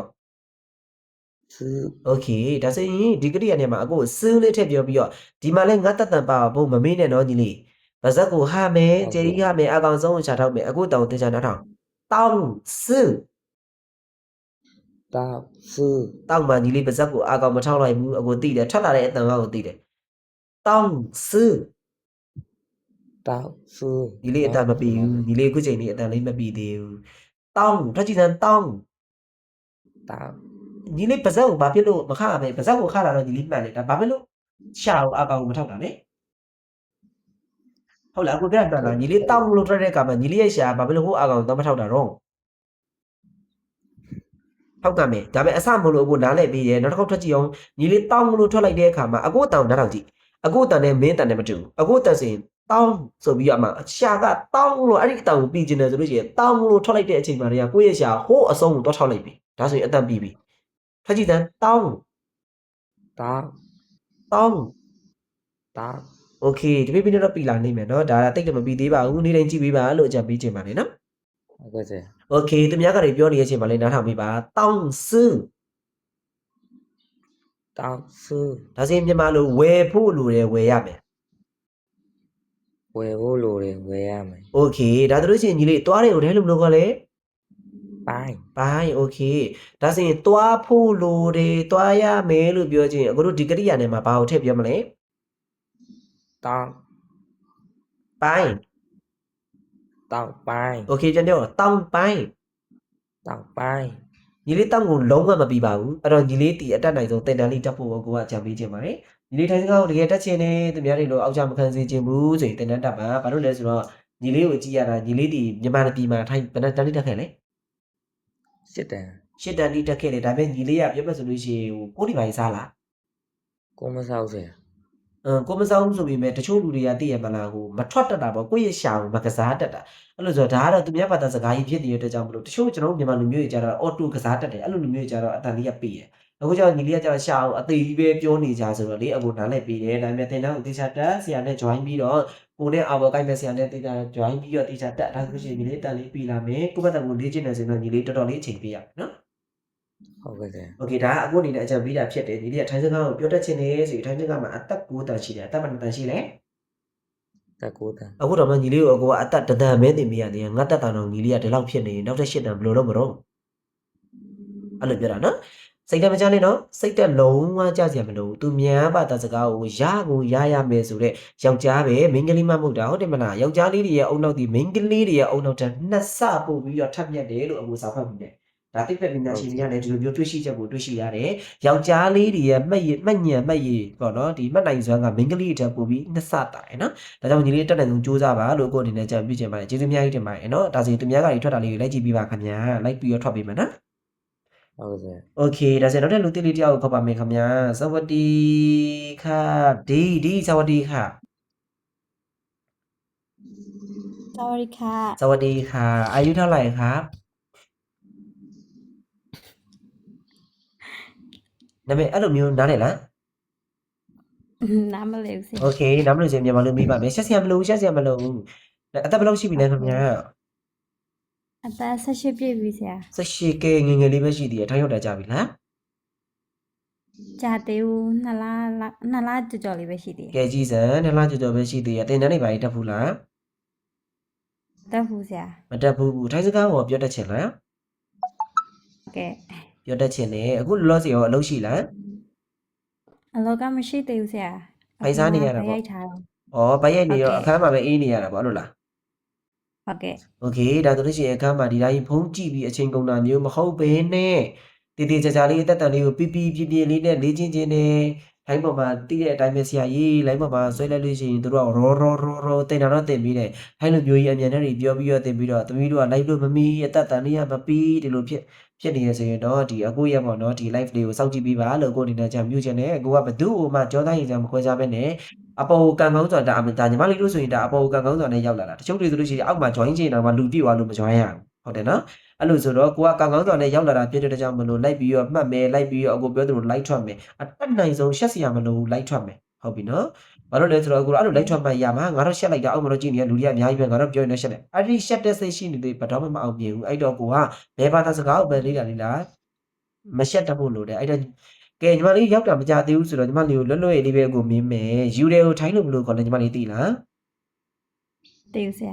မသိဘူးမှတ်ထားမယ်ယူတယ်ကိုထိုင်းလို့အောင်လို့ခတ်မယ်တဝေတို့အဲ့အချာကတာအောင်ပြန်ပြောကြည့်စမ်းယူတယ်ကိုထိုင်းလို့မလို့ခေါ်လဲ အောင် ပြန်ပြောမယ်ညီမလေးပို့ပြီးတော့မြင်တောင်လို့အကူကဒီမှာမြန်မာလူလေးရေးပြမယ်မင်းနီနဲ့ရေးပြမယ်တဝေတို့ရေးချာကတာအောင်လို့ခေါ်တယ်ပြန်ပြောကြည့်စမ်းထိုင်းလို့ယူတယ်ကိုဘယ်လိုခေါ်လဲ အောင် ဒါပေမဲ့အခုမှရောက်နေတဲ့သူတွေဖြစ်တဲ့အတွက်ကြောင့်အခုကလက်တွေ့မှာသုံးနေတဲ့အတန်ကိုပဲရှင်းပြပါမယ်သူရဲ့တန်တမ်းမှန်ဒီဝတ်တတန်လေးပါတယ်အာအိုအဲ့လိုမျိုးလေးထွက်လာတာဒါပေမဲ့လက်တွေ့မှာသုံးနေတဲ့ထိုင်းလူမျိုးတွေလက်တွေ့မှာပြောနေတဲ့အတန်ကိုဝတ်တတန်မပါဘူးအဲ့တော့လက်တွေ့မှာပြောနေတဲ့အတန်ကိုပဲရှင်းပြမယ်ပြန်ပြောမယ်ထိုင်းစကားမှာယူတယ်ကိုထိုင်းလူဘယ်လိုခေါ်လဲ ao ပြန်ပြောမယ်ထိုင်းစကားမှာယူတယ်ဘယ်လိုခေါ်လဲ ao အောင်โอเคဒါဆိုဒီနေ့ကနေစပြီးတော့ဒီမှာလေးယူတယ်လို့ပြောတယ်ဆိုလို့ရှိရင်ထိုင်းလူမျိုးပြောတတ်ပြီလား ok အောင်ညနေကြည့်စမ်း ao โอเคအောင်ဆိုတာယူတယ်ဒါဆိုလို့ရှိရင်ထိုင်းစကားမှာအကူတို့တခုခုလုတ်ဖို့လိုတယ်ခုနညီမလေးပြောခဲ့တဲ့ယူတယ်ပေါ့ဒါဆိုရင်အကူအဲ့ဒါလည်းအခုမှရှင်းပြမယ်တခုခုယူဖို့လိုတယ်ယူရမယ်ဒီလိုပြောချင်တယ်ဆိုရင်အကူတို့ကတောင်းအပေါင်ကရိယာဆိုတဲ့ပတ်တာကိုသုံးမယ်ဘာပတ်တာကိုသုံးမလဲ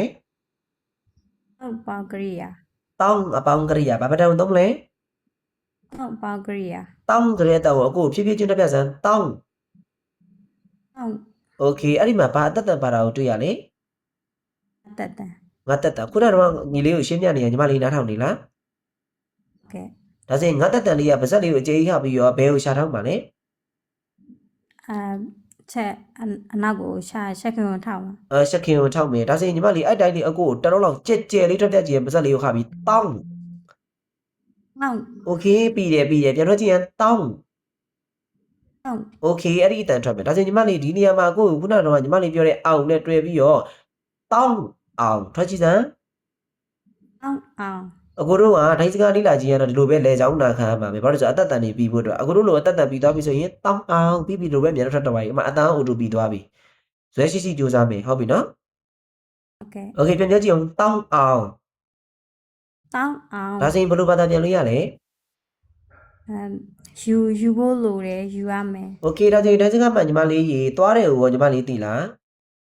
ok သွားတယ်ကိုဒိုင်းလို့ဘယ်လိုခေါ်လဲ pai ဒါဆိုရင်သွားဖို့လိုတယ်သွားရမယ်လို့ပြောချင်ဒိုင်းလို့ဘယ်လိုပြောမလဲ tong pai โอเคဒါဆိုရင်ဒိုင်းစကားမှညီမလေးလာတာကိုဒိုင်းလို့ဘယ်လိုခေါ်လဲသိလား ma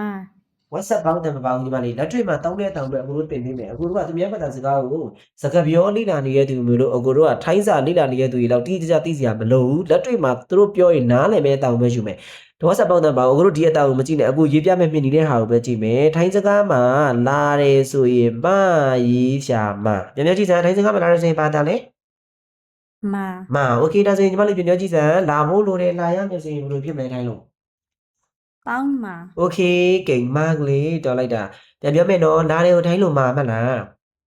ok โอเคဒါဆိုရင်လာဖို့လိုတယ်လာရမယ်ဆိုတိုင်းလည်းဘယ်လိုပြောမလဲ tong ma โอเคဒါဆိုရင်ညီမလေးနောက်ထပ်သိတယ်ညီမတို့ကအခုမှရောက်တာဆိုတော့အခုအသက်တန်လေးတိတ်မသိမပေးသေးဘူးလောလောဆယ်အသက်တန်လေးတွေကသူများကိုသိပြီးတဲ့ခါမှာညီမလေးတို့တေချာလေးနားထောင်မယ်နော်โอเคဒိုင်းစကားမှာအကိုတို့ပေးတယ်ဆိုရင်ဒိုင်းလို့ဘယ်လိုခေါ်လဲညီမလေးဒီမှာအကိုရေးပြထားတယ် hai အဲ့ဒီတန်လေးမှန်လိုက်တာမြန်မာစကားမှာတော့မှအကိုတို့ကအောက်ကမြင့်တက်ပိုင်းအောက်ကမြင့်တက်စောက်ပြီးတော့ထွက်ကမှာမဟုတ်ဘူးလား ok โอเคပြန်ထွက်ကြပါအောင်ညီမလေးခုနပြောတာမှန်တယ်ပေးတယ်ကိုဒိုင်းလို့ဘယ်လိုခေါ်လဲ hai โอเคဒါဆိုရင်ညီမလေးပေးဖို့လိုတယ်ပေးရမယ်လို့ပြောချင်ရင်ဘာပတ်တန်ကိုသုံးမလဲ tong pao kriya ဒါဆိုဒီကရိယာနေရာမှာအကို height လေးထည့်ပြီးတော့ပြောကြည့်ပါအောင်ပေးဖို့လိုတယ်ပေးရမယ်ဒါနဲ့ဘယ်လိုပြောမလဲ tong hai โอเคတော်လိုက်တာအခုမှရောက်တာသလားပဲရှိသေးရဲ့မြန်မာနိုင်ငံမှာကျောင်းမတော်တန်းပြီးခဲ့လေ tata 17တန်းလေးပြီးခဲ့တယ်ဆိုတော့စူးစမ်းပြီးတော့လေ့လာမယ်အခုတို့ကထိုင်းနိုင်ငံမှာနေရာတစ်ခုရချင်တယ်သူများနဲ့မတူတဲ့နေရာတစ်ခုရချင်ရင်သူ့ရဲ့ဘာသာစကားကို share ကျွမ်းဖို့လိုတယ်ရိုးရိုးကျွမ်းဖို့မလိုဘူးဘာကျွမ်းဖို့လိုလဲ che cho mo lo ဟုတ်တယ်ဒါမှကိုကနေမကောင်းဖျားနာမလားဈေးရုံသွားမလားဘယ်စကားပြန်မှငားကြမလို့ဒီကက်မှာစကားပြန်ငားနေတော့မှဒီမှာ900ပေးရတယ်အဲ့ဒါတစ်ခေါက်သွားရင်900ပေးရတယ်နော် မင်္ဂလာပါ မင်္ဂလာပါဝင်လာရင် mic လေးပိတ်ပြီးတာပါဘာလို့လဲဆိုတော့နေ့ကိုယ်လည်းမရောက်သေးဘူးစီ mic လေးပိတ်ပြီးတာပါနော်โอเค ဟုတ်ကဲ့ပါဟုတ်ကဲ့ပါဟုတ်ကဲ့ပါ ဟိုတခုခုအကူတို့ကသွားရမယ်ကိုက ကျွန် က တော်နားထောက်ကြည့်လို့တက်လာတာဗန်ပိတ်ပေးတာ โอเคအကူတို့ပေါ့နော်ဒီတိုင်းစကားမှာတခုခုဖျားလို့သွားတော့မယ်ဒီဈေးရုံဒီဈေးကနေသွားတော့မယ်ဆိုအကူတို့ကရှမ်းစကားမပြောတတ်ဘူးဆိုရင်အကူတို့ဘာစကားရမလဲစကားပြန်ငားရမယ်ဘာငားရမလဲ ta ke bana me စကားပြန်ငားလို့ရှိရင်တယောက်ကိုဘယ်လောက်အောင်မနေလို့လဲမသိဘူးမလား dio စကားပြန်မှာဒီမှာအကူတို့စိတ်ယုံမှာတို့လို့ရှိရင်စိတ်ယုံမှာစကားပြန်မရှိတော့စိတ်ယုံကလူတွေဖျားတယ်ပြူတယ်မြန်မာလူမျိုးတွေသွားတော့မယ်ဆိုလို့ရှိရင်စကားပြန်ငားရတယ်အဲ့ဒါတစ်ခါငားရင်900ဘယ်လောက်တော့ပေးရတာလဲ ngaya 900တော့ပေးရတာ900မစားမတော့တဲ့သူများကိုခဏလေးလိုက်ပြီးရုံနဲ့900ပေးရလေဘာ900ဆိုတော့နည်းတော့မဟုတ်ခလားကိုဘတ်တော့ကိုတတ်ထားမယ်ဆိုရင်အဲ့တချို့တွေဆိုဒီနောက်မှာစကားပြန်ပဲလှုပ်ရှားနေရဘာလုံးဝမလှုပ်ရှား ဟိုလူကစေးရုံသွားမယ်ဟိုလူကဘန်တောက်ဖွင့်ပြီးလို့ဘန်တောက်မယ်ဆိုကြပြန်လေး900နဲ့ကြမ်းကြည့်စမ်းဒါသူတို့အပြစ်ပြောလို့မရဘူးသူတို့ဒီအနေထားကိုရောက်လာဖို့အတွက်သူတို့လည်းအခုလိုတင်နန်းနေတက်ဒီလို share ကြိုးစားသူများမထွက်နိုင်တဲ့အတန်းတွေကို like ထွက်ပြီးတော့ညှက်ထုတ်ပြီးတော့ကြိုးစားသူများတွေ gain stock သူများတွေအလေလွင့်နေတဲ့အချိန်မှာသူတို့ကြိုးစားတာအဲ့တော့သူများနဲ့မတူတဲ့နေရာတခုကိုရောက်ချင်တယ်ဆိုလို့ရှိရင်သူများတက်ပူပြီးတော့ဘာလုပ်ကြမလဲ ကျူးစားမယ် โอเคဒါတို့ရှိရင်ညီမလေးအခန်းမှာနေတော့စာပြီးစာကြိုးစားမယ်စာဆိုတာထက်ငါအလုပ်ရပြီငါစာရက်စာရရရင်ငါအလုပ်ဝင်ပြီဆိုတာနဲ့ငါ့ကိုသူများတွေမနှိမ်အောင်ငါဘလောက်ထိပြောတတ်နိုင်အောင်ကြိုးစားမလဲဆိုတဲ့ကိုယ့်ရဲ့ခံယူချက်ပေါ်မှာပဲမူတည်တယ်ဟုတ်ပြီနော် ဟုတ်ကဲ့ โอเคဒါအခုရနေကြပေးတာဖြစ်ပါတယ်โอเคဒါတို့ရှိရင်ညီမလေးအများကြီးကျေးဇူးတင်ပါတယ်မိုက်လေးပေးလို့ရပါပြီခင်ဗျာโอเคဒါတို့ရှိရင်နောက်ထပ်ဝင်လာတယ်လဲကြာပြီဖြစ်တဲ့လူဟောင်းလေးရှိလားမရှိဘူးလူဟောင်းလေးမရှိဘူးဆိုလို့ရှိရင်လူဟောင်းနဲ့ပြီးပြီးတော့လူတစ်မရှိဘူးเนาะဒါဆိုလူဟောင်းလေးရဲ့တယောက်ခေါ်လိုက်အောင်မယ်เนาะโอเคဝင်လာတာပထမဆုံးဝင်လာတယ်မတ်မုံရသူလေးစဝတီဟာโอ้အောက်မှာရေးနေရစကားပြန်ကထောင်တောင်းနေတယ်เนาะကြားကြတယ်เนาะဒီစူးစမ်းမယ်เนาะစကားပြန်ကထောင်တောင်းတာโอเคကိုမရရင်ပြရမှာလေโอเคဒါတို့ရှိရင်ကျွန်တော်ရဲ့တင်နတာအဟောင်းလေးဖြစ်တဲ့အတွက်ကြောင့်မလို့အများကြီးပြောစရာမလိုပါဘူးကျွန်တော်တို့ထိုင်းစကားမှာကွက်လက်ဖို့လိုတယ်ကွက်လက်ရမယ်လို့ပြောမယ်ဆိုရင်အမရေဘာတက်တန်ပါမလဲ ငါတက်တန်ပါမယ်ဆရာ โอเคအတန်ဒီအဲ့ဒီလိုဖြစ်နေရမှာအတန်ကြဲကြဲလေးပြောပြီးရှက်စရာမလိုအတန်ကြဲကြဲပြောမှအောက်ကလူတွေကလည်းကြဲကြဲလေးကြားရမယ်ကိုကိုတိုင်ရလည်းအားရပါရဖြစ်မယ်ဒါမျိုးအတန်ကြဲတာပို့ပြီးတော့ထိရောက်တယ်နော်สวัสดีตอนเช้านะครับสวัสดีค่ะโอเคဒါတို့ရှိရင်အမရေငါတက်တန်လေးဒီဗဇက်ကိုအကျယ်ကြီးဟပြီးတော့ဘာအောင်ရှာထားမလဲ အကောင်ဆုံးကိုရှာထောက်မယ်ဆရာ โอเคဒါတို့ရှိရင်ဒါဆိုရင်အတန်လေးကဘယ်လိုလေးဖြစ်တာမလဲထွက်ပြကြည့်ပါဦး တောင်းအပေါင်းကရိယာ ကဲပီလိုက်တာဆရာစကားပြောတင်တဲ့ကအသက်ကြီးရင်ရောတက်လို့ရလားကဲဘယ်သူပြောလဲအသက်ကြီးရင်တက်လို့မရဘူးလို့နော်သူများနိုင်ငံမှာကိုရီးယားနိုင်ငံတွေမှာမကြားဘူးလားအသက်60 80ဖြစ်နေတာတော့မှယူနီတွေတွတ်တက်တော့နော်ဒီပလိုမာဘွဲတွေတွတ်ယူတော့ဒါစူးစမ်းခြင်းသိရှိရလို့လေအသက်ကြီးတယ်မကြီးတာတွေကအလကားဘာမှမဟုတ်ဘူးနော်โอเคကလေးပြန်တော့ကြည့်ပါဦးမရေဒိုင်းစကားမှာကွက်လက်ဖို့လို့လေကွက်လက်ရမယ်ဆိုရင်ဘာပတန်ကိုတော့ရမလဲ တောင်းအပေါင်းကရိယာ ကဲပီလိုက်တာအဲ့ဒီတန်လေးဖြစ်တယ်သူများလို့ဒိုင်းစကားကိုရှေးရောပြောတတ်ချင်တယ်ဆိုလို့ရှိရင်သူများတက်မတူအောင်ကွာဘာလုပ်ရမလဲ ပို့ပြီးတော့ကြိုးစား โอเคဒါဆိုရင်ပြန်ပြောကြည့်စမ်းထိုင်းစကားမှာလမ်းလျှောက်တယ်ကိုထိုင်းလိုဘယ်လိုပြောလဲ ဒွန်း အားလုံးကျွန်တော်တို့နားထောင်နားမယ်နော်ကျွန်တော်တို့နားထောင်နားမယ်မိုင်းနဲ့ကျွန်တော်ပြန်ပြီးတော့စစ်ပေးမယ်ကျွန်တော်တို့ကနားထောင်နားမယ်နော်ကိုမသိတဲ့မိနစ်တစ်လုံးပါလိုက်လေထိုင်းစကားမှာလမ်းလျှောက်တယ်ကိုဘယ်လိုခေါ်လဲ ဒွန်း ဒွန်းဆိုတဲ့စကားလုံးမှာဘာအသက်တန်လေးပါလဲ နာတက်တန်ပါတယ်ဆရာ နာသက်တန်ဒါပေမဲ့ तू ကလေချောင်းတန်လေးနည်းနည်းလေးတောင်းရမှာလားမတောင်းရဘူးလား တုံးရတယ်ဆရာ ထိုင်းစကားမှာလေချောင်းတန်ရှိလားမရှိဘူးလား ရှိတယ်ဆရာ ရှိတယ်ဒါပေမဲ့ထိုင်းစကားမှာလေချောင်းတန်တော့ကျွန်တော်မြန်မာလူမျိုးစကားမှာလေချောင်းတန်မရှိတဲ့အတွက်ကြောင့်ကျွန်တော်ကစူးစမ်းပြီးတော့ထွက်မယ်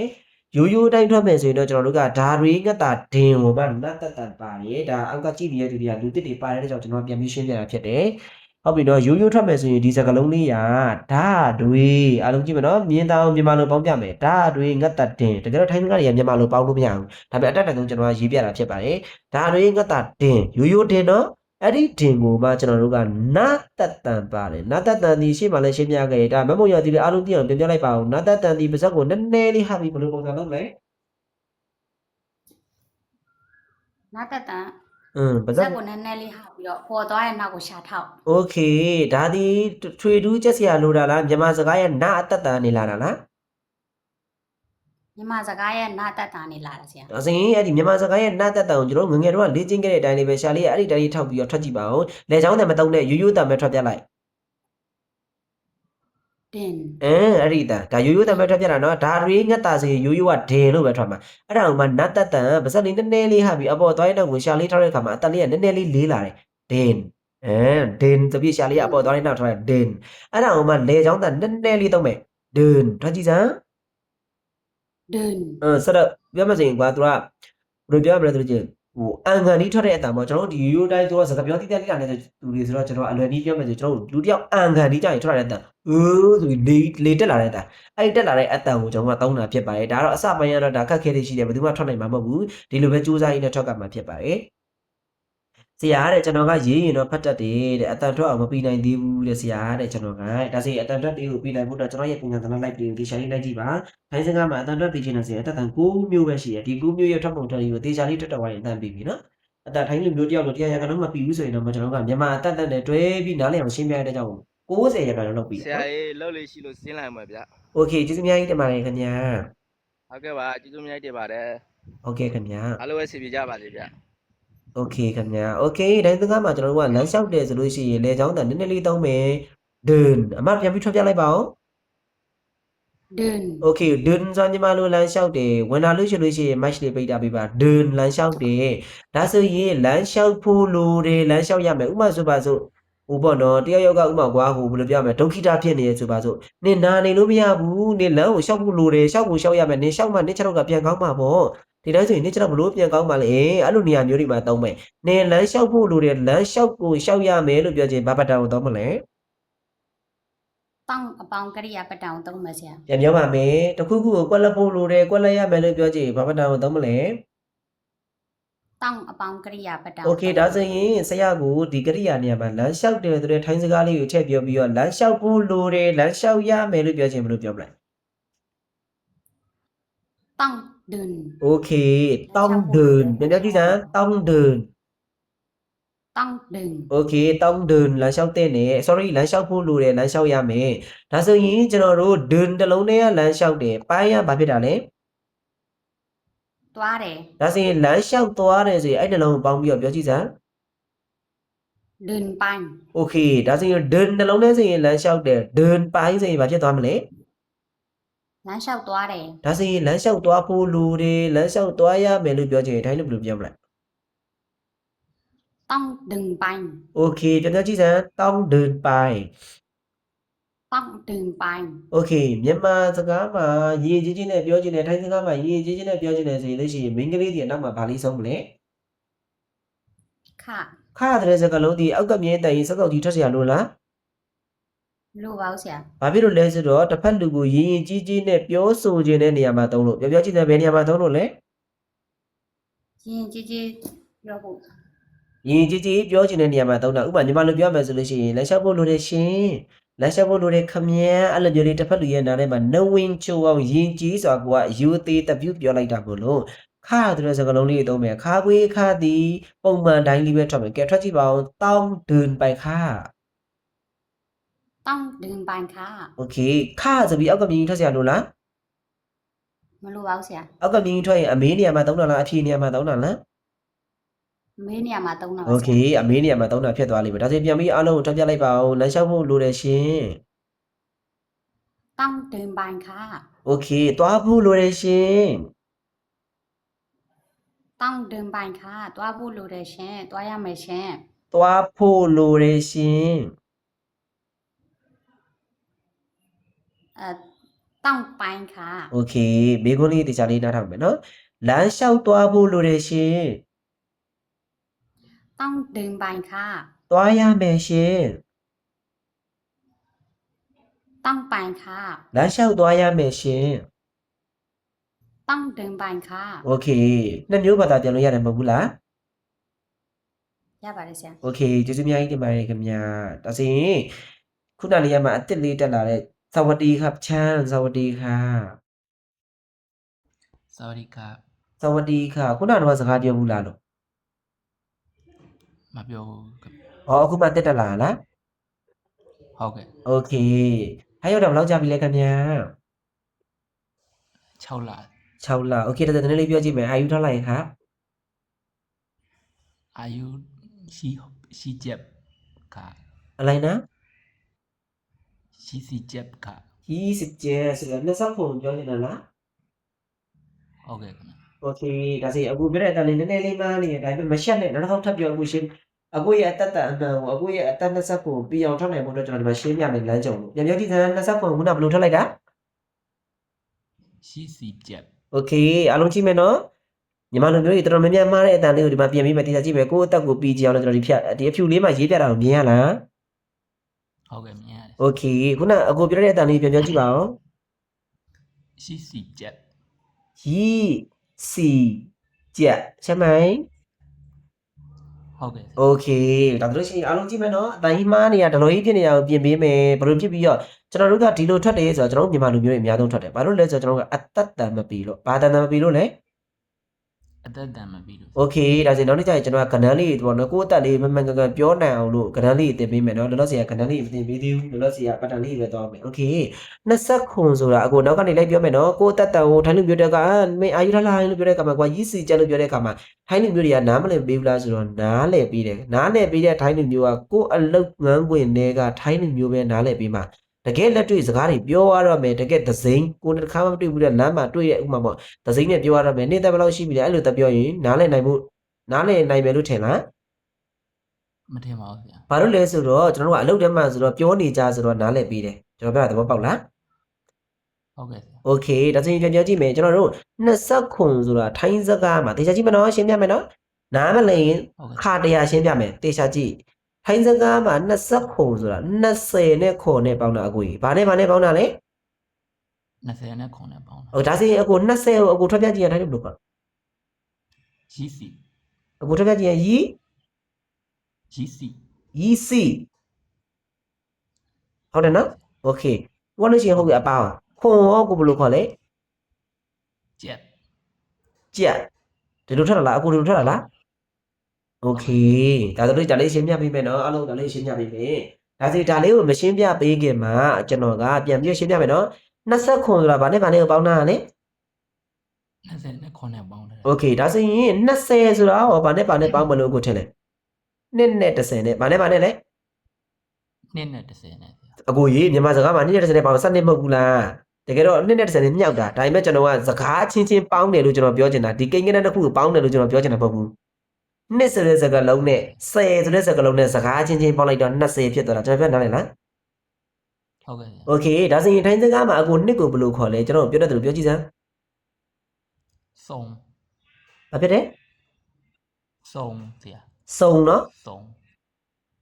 ကျွန်တော်စလုံးမြေရတော့ကြရင်ဟိုတောက်ချိုက်ဖြစ်နေမယ်စုံโอเค30ဝါခုနအကိုဘယ်လိုခေါ်လဲ စီ သိနော် ဟုတ်ကဲ့ โอเคဒါတွေအကုန်လုံးကိုကျွန်တော်ကမှားပါတယ်လို့ပြောရင်အကိုဘာပြောမလဲ ဟုတ်ကဲ့ဆရာ မှားပါတယ်လို့ကျွန်တော်ကပြောရင်အကိုဘာပြောမလဲဘာပြောချင်လဲအကိုဘာထောက်ချင်လဲအခုကျွန်တော်ကမှန်တယ်မဟုတ်ပြောလို့ရတယ်ကိုယ့်ရဲ့ခံစားချက်တိုင်းကိုယ့်ရဲ့ခံယူချက်တိုင်းပြောလို့ရတယ်ဒါတွေအကုန်လုံးအကိုပြောတဲ့အခုအကိုပြောတဲ့အလုံးတွေအကုန်လုံးကတစ်လုံးမှမမှန်ဘူးလို့ကျွန်တော်ပြောရင်အကိုဘာပြောမလဲ ဘာမှမပြောချင်ပါ အေးဘာမှမပြောဘူးဘာမှမပြောချင်ဘူးဆိုလို့ရှိရင်အဲ့ဒီအမားကိုကျွန်တော်ကအမှန်ပြင်ပေးမယ်ဆိုရင်နောက်တစ်ခါဒီလိုအမားကြီးထွက်အောင်မလား မထွက်တော့ပါ โอเคဒါစီတရားလေးလိုက်ကြည့်မယ်နော် ဟုတ် โอเคဒါစီကျွန်တော်ကအမှန်ကိုမှင်ပြလေးနဲ့ရေးပြမယ်မြင်တာအောင်အကိုရဲ့ဒီမှင်ဒီတွေအကုန်လုံးရေးထားတာအမားတွေနော် ဟုတ်ကဲ့ဆ โอ ရာ เคဒါဆိုလို့ရှိရင်ကျွန်တော်တို့ဒီကနေစတာနှစ်ကိုထိုင်းလို့ဘယ်လိုခေါ်လဲဆိုလို့ရှိရင်အကိုတရားကြည့်မယ်နော် ဟုတ်ကဲ့ဆရာ တဝေတို့စလုံးရေးချာငတ်တာစင်အကိုဘယ်လိုထွက်မလဲ ဆောင်း စောင်းဆိုတာအကိုကျွန်တော်တို့ခြုံနေတဲ့စောင်းနေဟုတ်တယ်မလားရိုးရိုးကျွန်တော်မြန်မာလိုပဲထွက်ခိုင်းတာကျွန်တော်တို့ခြုံနေတဲ့စောင်းတွေကိုဒီလိုပဲစောင်းလို့ပဲခေါ်တာမဟုတ်ဘူးလား ဟုတ်ကဲ့ โอเคစောင်းအဲ့ဒီစောင်းကိုမှကျွန်တော်တို့အနောက်ကငတ်တက်တန်လေးပါမယ်ဘာတက်တန်လေးပါမလဲ ငါတက်တယ် အကိုငတ်တက်တန်ကိုသူများကတွေရှင်းပြနေတဲ့ခါမှာကိုအောက်ကနေနားထောင်နေလား ဟုတ်ကဲ့နားထောင်နေ နားထောင်နေတဲ့ခါမှာအကိုမှတ်မိလားငတ်တက်တန်ဒီပါဇက်လေးကဘယ်လိုလေးဆိုတာအကိုမှတ်မိလား ဟုတ်ကဲ့မှတ်မိတယ်ဆရာ ဒါဆိုရင်ပါဇက်ကဘယ်လိုလဲ အာကောင်လေးကိုထောက်လိုက် ပါဇက်က အာကောင်လေးကိုထောက်လိုက် အာကောင်လေးကိုရှာလေးကထောက်မယ်ပါဇက်ကအကျယ်ကြီးဟားလိုက်မှာမလား ဟုတ်ကဲ့ဆရာ ဒါဆိုရင်ကျွန်တော်တို့ပြန်ပါဇက်ကအကျယ်ကြီးဟားလိုက်မယ်အာကောင်အဆုံးကိုရှာထောက် ဆောင်း ဆောင် ဆောင်း အဲ့လိုစိန်တော့နည်းနည်းပြည်နေသေးတယ်အဲ့လိုစိန်တော့နည်းနည်းပြည်တယ်ခုနအကိုပြောတဲ့စုံဆိုတဲ့စကားလုံးနဲ့ဆိုင်ဒါထိုင်းလူမျိုးနည်းနည်းပါနားလိုက်သေးတယ်ပြန်ပြောမယ်ထိုင်းစကားမှာနှစ်ကိုပြောကြည့်စောင်းဆိုတဲ့စကားလုံးနောက်ကဘာတက်တက်ပါလဲ ငါတက်တယ်ပါတယ် ဒါဆိုအကိုပါဇက်လေးကိုအကျယ်ကြီးခါပြီးအာကောင်ဆုံးကိုရှာတော့ကြည့်ဆောင် ဆောင်း ပြီးလာပြီနောက်တစ်ခေါက်ဆောင် ဆောင်း โอเคအဲ့ဒီအတန်တကယ်တော့အများကြီးတော့မပြီးသေးဘူးဒါပေမဲ့100မှာ80လောက်ပြီးလာပြီအဲ့လိုဆိုရင်တော့တို့နားလည်သွားပြီပြန်ပြောမယ်ထိုင်းစကားမှာနှစ်ကိုဘယ်လိုခေါ်လဲ ဆောင်း โอเคဆောင်โอเคပြီးပြီနော်30ကိုကကြတော့ကျွန်တော်တို့စားလုံးရေးဆက်တာစီအတိတ်ပဲဘယ်လိုဖြစ်မလဲ စစ် အဲ့ဒီစစ်ကိုမှကျွန်တော်ဘာတက်တန်အကိုထွက်တယ်လား ဟုတ်ကဲ့ထွက်တယ် ထွက်တယ်လားမထွက်တယ်ဘူးလားမထွက်တယ်ရင်ရှင်းပြမယ် မထွက်တယ်ဘူးဆ โอ ရာ เคဘာတက်တန်ဒီပါဇက်ပိတ်ဘာတက်တန်ဒီဘာလို့လဲ ဟုတ်ပါဇက်ပိတ် ကျွန်တော်မြင်တော့ဒီမှာမြန်မာလိုရေးပြရမယ်အကိုမြို့ပါမှာဆိုလို့အကိုကမှစနေလာဆိုတော့လေကျွန်တော်ရေးပြတဲ့မြန်မာလိုနားလေကျွန်တော်အမြဲတမ်းရေးရတာလေ ဟုတ်ကဲ့ ပါဇက်ပိတ်ကဲဟုတ်ပြီအကိုဆရာကြီးပါဇက်ပိတ်တယ်လို့ကျွန်တော်မကြက်ချင်ကျွန်တော်အဲ့ဒီဘာတက်တန်ဘာလို့ပါဇက်ပိတ်လဲဆိုတော့ကျွန်တော်သိချင်တယ်ကျွန်တော် practical ဆင်းချင်တယ်ဆိုတော့ကျွန်တော်မြန်မာစကားမှာဘာဆိုတဲ့အကေရှိလားမရှိဘူးလား ဟုတ်ကဲ့ရှိတယ် โอเคနှစ်ခေါက်ကျွန်တော်ရွတ်ပြဘာဘာ ဘာ ဒါဆိုအကိုရဲ့ပါဇက်လေးကပိတ်သွားလားဟသွားလား ဟာသွား ဟမ် ပိတ်သွားတယ်ဆရာ ဘာလို့ခေါ်ဘာလို့အတန်ထွက်နေတဲ့အချိန်မှာအကိုရဲ့ပါဇက်လေးကပိတ်ပြီးသွားမှဘာလို့ပြီးထွက်လိုက်တာမဟုတ်ဘူးလား ဟုတ်ကဲ့ဆရာ ပြန်ထွက်ပြအောင်ဘာ ဘာ မရှက်နဲ့ရှက်စရာမလိုဘူးကျွန်တော်ကသူများဘာသာစကားကိုလေ့လာနေကျွန်တော်ကပညာရတတ်တင်ပေးနေကြအဲ့လိုမျိုးမပီတဲ့လူတွေကိုပီအောင်ချစ်စေချင်တာစိတ်ဆန္ဒပြန်ထွက်ပြဘာ ဘာ ဒါဆိုပါဇက်လေးပိတ်တော့သတိထားမိလား ဟုတ်ကဲ့ တကယ်လို့ခုနအကိုပြောသလိုပါဇက်ကြီးဟာရောဟာပြောချင်စမ်းဘာကိုပီအောင်ပါဇက်ဟာပြီး ဘာ ပါဇက်ကိုလုံးဝမပိတ်နဲ့ပါဇက်ကိုအဟတိုင်းဘာကိုပြော ဘာ အကိုပါဇက်ပိတ်သွားတယ်မညာနဲ့ပါဇက်ကိုဟာတာပါဇက်ကိုကျွန်တော်ပါဇက်ကိုနည်းနည်းဟာတာဟာပြီးသွားပြီလား ဟုတ်ကဲ့ဟာဝယ်ဆရာ ထိုင်ကြဟာထိုင်ကြ ဟာ ပြီလားဗျ ဟာ ပြီလား ဟုတ်ကဲ့ ဘာပြီလားလို့ မပြီးဘူးဆရာ မပြီဘူးလေအဲ့ဒါခုနကကိုပြောတာပါဇက်ကြီးဟာနေမှာပါဇက်ကြီးဟာနေပြီရဆို မပြီးဘူးဆရာ ပါဇက်ပိတ်ပြီးသွားမှပြန်ဖွင့်တာအဲ့ဒါကြောင့်ကျွန်တော်ကပါဇက်ပိတ်လို့အတူကောက်ပြောလိုက်တာနားလည်လား ဟုတ်ကဲ့ဆရာ ဒါဆိုပြောရကြရင်ဘာ ဘာ နှကနှစ်ခုလေးကပိတ်လိုက်တာနားလည်လား ဟုတ်ကဲ့ဆရာ โอเคပြန်ကြည့်ကြလေးထွက်ဘာ ဘာ ဒါဆိုရင်ပါဇက်ပိတ်တဲ့အတန်သတိထားမိပြီလား ဟုတ်ကဲ့တတိ အဲ့ဒီအတိုင်းဒီစစ်ကိုပါဇက်ပိတ်ကြည့်ရ စစ် အဲ့ဒီအတန်ထိုင်းစကားမှာစစ်ဆိုတာအဲ့ဒီအတန်ပါဇက်ပိတ်ရသူ့နောက်မှာဘာတတ်တန်ပါလို့လဲ ဘာကုန်းတယ်မလား အခုပြန်ပြောကြည့်အောင်ကြလေးထွက်ပြ တက်စစ် ထိုင်းစကားမှာနောက်တစ်ခါစီလို့ပြောဦးမလား မပြောတော့ဘူး နေကြစီမမသိမပြောတော့ရှိဆက်ပြီးတော့နော်နေကြစီမမသိဘာစီမမသိဖြစ်နေမယ်ပြန်ပြောမယ်ထိုင်းစကားမှာ30ကိုပြောချင်တဲ့စီကနောက်မှာဘာတတ်တန်ပါလဲ ဘာတက်တယ်ပါလဲ ဘာတတ်တန်စီပါဇက်လေးပိတ်မလားပိတ်မလား ပိတ်ကမှာဆရာ โอเคပြန်တော့ကြည့်အောင်စစ် စစ် โอเคစစ်ကိုရသွားပြီနော် ဟုတ်ကဲ့ โอเคအခုပိုင်ကို30ကိုဘယ်နေရာမှာပဲပြောဘယ်အတန်ပဲထွက်မှာလဲ စစ် โอเคနံပါတ်1စောင်းဆိုတဲ့စကားလုံးမှာဘာတတ်တန်ပါလဲ ငါတက်တယ်ပါ ငါတတ်တန်ဒီပါဇက်ကိုကြေးခါပြီးအကောင်ဆုံးကိုချတော့မှာမဟုတ်ဘူးလား ဟုတ်ကဲ့ဆရာ အဲ့ဒီအတန်ကြီးဆုံးကြည့်စောင်း ဆောင် โอเคအဲ့လိုပြင်ရပြီဒါဆိုရင်2နဲ့30နဲ့ကိုအတန်ပြအောင်ထွက်တတ်ပြီလား ဟုတ်ကဲ့ဆရာ အခုဒီတိုင်းပဲလိုက်ထွက်နေရလားစောင်းထဲမှာမှတ်နေရလား ဒီတိုင်းပဲလိုက်ထွက်နေ ဒီတိုင်းပဲလက်ထွက်ရအခုနောက်နေ့ဆိုမေ့ပြီနောက်ကပညာသနာ ရောကောယူထားတာ ကျွန်တော် record ဖန်ပေးထားတယ် record ကိုကြည့်ချင်တဲ့ဆိုရင်ကျွန်တော်အကောက်ကိုအပ်လာတယ်နော်ကျွန်တော်အကောက်ကိုအပ်လာမယ်ကျွန်တော် record ပြန်တင်ပေးမယ်အဲ့ဒီမှာကိုယ့်အတကိုလေ့လာအခုပြောရတဲ့အကုန်လုံးအဲ့ record ထဲမှာအကုန်လုံးပါတယ်ပြီးတော့ messenger မှာ group ဖွဲ့ပေးရတဲ့ဒီပညာဒါန group ကို live လေ့လာနေတဲ့သူတွေကိုအဲ့ဒီမှာကိုယ်အချင်းချင်းဆွေးနွေးမယ်ဆိုတာအပြင်အစာတွေဆွေးနွေးမှာမဟုတ်ဘူးအခုပညာဒါန live မှာတင်ပေးလိုက်တဲ့သင်ခန်းစာထဲမှာဘယ်လုံးလေးကိုကျွန်တော်တို့မပြီးတော့လို့ထွက်ပြပါအောင်တယောက်နဲ့အချင်းချင်းပေါ့ဒီလိုမျိုးလေး messenger group လည်းရှိတယ်အကိုဝင်ကျင်တယ်အကိုလားညီလေးလားအသက်ခုနဘယ်လောက်ပြလိုက်တာ 20ခွန်ဆရာ 20ကွန်တော့အကို messenger group လည်းဝင်ကျင်လဲရတယ်ဒါတယောက်နဲ့တယောက်ဆွေးနွေးမယ်အင်စာတွေထပ်မယ်တို့လုပ်လို့ရနော် ဟုတ်ကဲ့ဆရာ okay ဒါဆိုလို့ရှိရင်ကျွန်တော်တို့နှစ်ကိုကကြတော့စောင်း30ကိုကကြတော့စစ်လို့ထွက်တယ်ဒါဆိုရင်20ကိုကကြတော့ကျွန်တော်ဘယ်လိုဖြစ်သွားလဲဆိုတော့စောင်းစစ်လို့ကျွန်တော်မထွက်ဘူးပြန်ပြမယ်နော်အဲ့ဆိုရင်ကျွန်တော်ဒီဟာလေးကိုရှင်းပြမယ်နှစ်ဒါတင်ဒါပါလေ နှစ် နှစ်တီသူ့တလုံးနဲ့နေရင်စောင်းလို့ထွက်မယ်ပြန်ပြမယ်နှစ်တီသူ့တလုံးနဲ့နေရင် ဆောင် ဒါကျွန်တော်အလွယ်လေးပြပြတာနော်နှစ်တီအခုသူ့လိုမျိုးဒီလိုဘာမှမပေါင်းတော့ဒီလိုနှစ်တလုံးနဲ့နေရင်ဘာတန်ထွက်မလဲ ဆောင် ဒါဆိုရင်သူများနဲ့ပေါင်းသွားပြီတွေ့လား ဟုတ်ကဲ့ ဒီလိုသူများ20တရဘာနဲ့ပေါင်းတာလဲ 30နဲ့2နဲ့ပေါင်းထား ကဘာပြောင်းမြန်လူသားပြန်ပြောဘာနဲ့ပေါင်းတာလဲ 2နဲ့30နဲ့ပေါင်းထား ဒါဆိုလို့ရှိရင်သူ့ကိုစောင်းလို့တထလို့ရရလား မရတော့ဘူးဆ ဘာ ရာ ကြောင့်လဲဆိုတော့နှစ်တီသူ့တလုံးနဲ့တီးတတ်နေမှာဘာလို့ထွက်မှာလဲ ဆောင် โอเคဒါဆိုသူများနဲ့ပေါင်းယူ तू ကဘာအတန်ထွက်မလဲ မြင်တောင်ပြမယ်နော်သူများနဲ့ပေါင်းရင် तू ကဘာအတန်ထွက်မလဲဆိုတော့ရမြင်တောင်ကျွန်တော်ကြည့်ရပလေလုံးနေစံကားကြီးအောက်ကမြင်ရီဆိုတဲ့အတန်ထွက်မယ်ဘာအတန်ထွက်မလဲ ရီဆိုတဲ့ ဘာအတတ်မှမပါဘူးပါစားလည်းမပေးရဘူးရှာအောင်လည်းပြောင်းပြန်နေဆောင်ခိုးလေးလောက်ကြမလို့ရိုးရိုးမြန်မာလိုပဲထွက်ရီ ရီ ဒါပေမဲ့ဘာလေးပါတာကိုသတိထားမိလဲ အောက်ကမြင်နေ โอเคဒါဆိုရင်အောက်ကမြင်ဆိုလို့ရှိရင်အောက်ကမြင်စောက်ပြီးတော့ထွက်မယ်အခုပြန်ပြမယ်ရီ ရီ ပြန်ပြမယ်နော်နှစ်တီနှစ်မျိုးတစ်စားခေါ်လို့ရတယ်သူ့တစ်လုံးနဲ့နေ ဆောင် โอเคဆောင်သူများနဲ့ပေါင်းရင် ရီ โอเคဒါစီဒီနှစ်ကိုရီလို့ခေါ်တယ်ဒီမှာနှစ်ကိုတော့ဒါဆိုလို့ရှိရင်ဒီကနှစ်ကိုစောင်းလို့ခေါ်မလားရီလို့ခေါ်မလားဒီကနှစ်ကို ရီ ဒါစီ30ဟောထိုင်းလို့ စစ် အဲ့ဒီ20စင်ဘာဖြစ်ပါမလဲ ရီစစ် ဒါပဲလေ20စင်ဘယ်လိုဖြစ်သွားမလဲ ရီစစ် နားလည်လား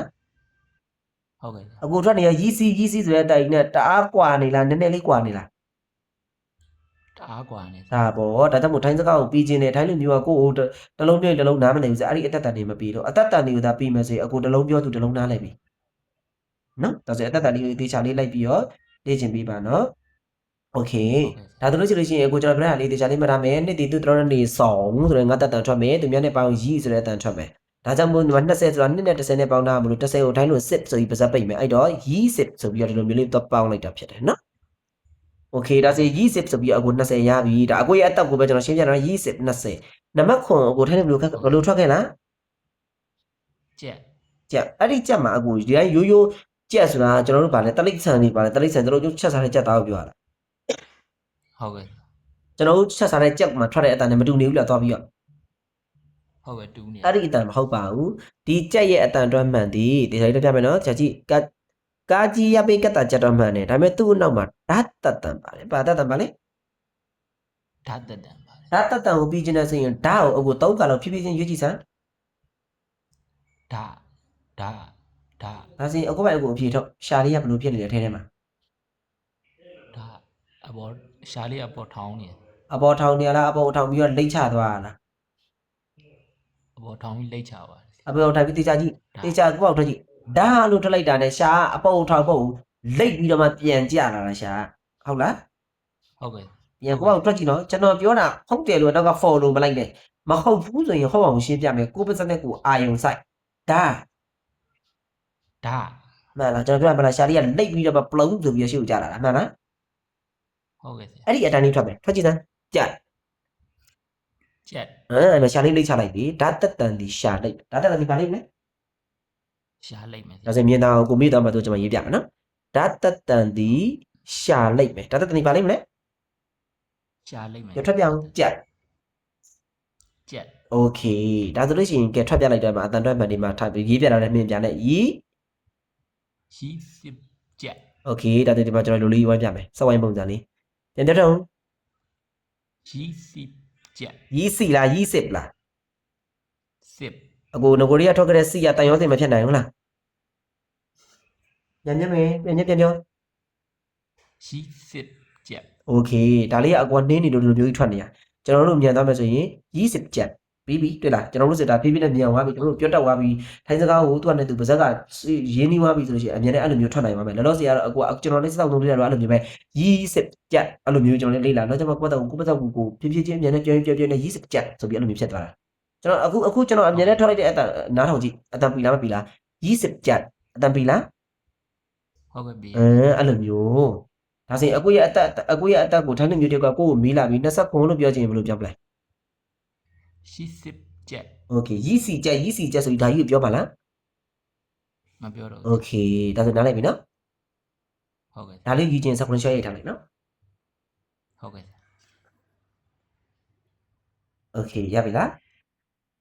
ဟုတ်ကဲ့ရပြီဆရာ โอเคပြန်ပြောမယ်အာယူထောက်လိုက်ဟာ ရီစစ်ကြက် โอเคကိုကကျွန်တော်ဆိုလို့ရှိရင်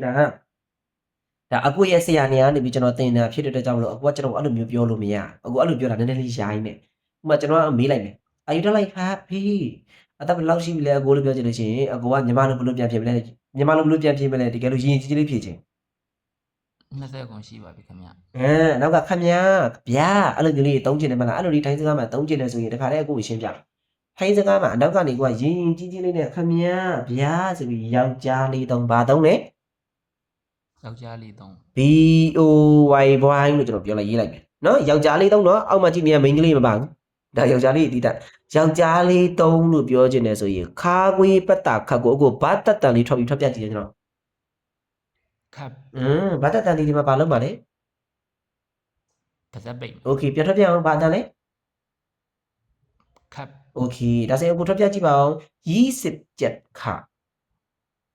80ချက်ခပ် โอเคဒါတို့လို့ရှိရင်တိုင်းစကားမှာတစ်ဖက်လူကကိုဘာပဲမေးလာကိုနဲ့ခုမှတိတယ်ကိုတက်အထက်လူကြီးကိုတက်ဝန်ထမ်းတွေဖြစ်တယ်ဆိုရင်နောက်ဆုံးမှာဘာလေးထည့်ပြမလဲ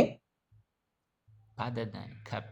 ခပ်လို့ထည့်ပြမယ်သူရဲ့အတန်တွဲမှန်ဒီရာတာမလဲခရပ်ဆိုတဲ့အတန်အဲ့ဒီအတန်ညာမြန်မာလက်တွေမှာမသုံးဘူးကျွန်တော်ကသူများဘာသာစကားကိုလေ့ကျင့်နေတာပြောကြသူများတွေလက်တွေမှာသုံးနေတဲ့အတန်ကိုကျွန်တော်ရှင်းပြ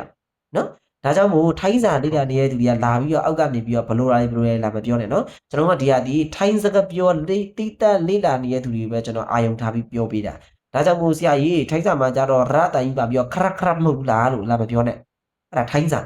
လာလေ့လာတဲ့သူတွေတွားပြီးတွားကြည့်ဒါစကားပြောတိတက်သမားတွေပဲအာယုံစိုက်တာအဲ့ဒါစကားပြောဆိုတာလက်တွေ့မှာထိုင်းလူမျိုးတွေပြောနေတဲ့အတန်ကိုပဲကျွန်တော်သင်ပေးမှာနော်ဒါကြောင့်မို့သူ့ရဲ့အတန်နဲ့မှဒီပြပါအောင်ယောက်ျားလေးအတုံးနောက်ဆုံးကနေဘာလေးထည့်ပြမလဲ ခပ် โอเคဒါဆိုအခုပြန်ပြပါအောင်အာယူထောက်လိုက်ခါ အာယူ80ချက်ခပ် โอเคအာယူ27ครับโอเคဒါတို့လို့ရှိရင်ဟုတ်ပြီထိုင်ရောက်တာဘယ်လောက်ကြာပြီလဲကို 6လ 6လโอเค6လဆိုတော့ပြီးနဲ့အတန်လေးပြီမပြီစစ်ဆေးကြည့်မယ်โอเคထိုင်းလူစားတယ်လို့ခေါ်တယ်အခုထွက်တဲ့သူထွက်ဘာမှအပိုလိုတွေမထွက်နဲ့အခုလက်ရှိအခုကျွန်တော်လည်းမတွေ့ခင်တော့ထွက်တဲ့အတန်ကိုကျွန်တော်လိုချင်တယ်အဲ့အတန်ကိုကြားချင်တာထိုင်းလူစားတယ်လို့ခေါ်တယ် ကင် ပြန်ထွက်ကြည့်အောင်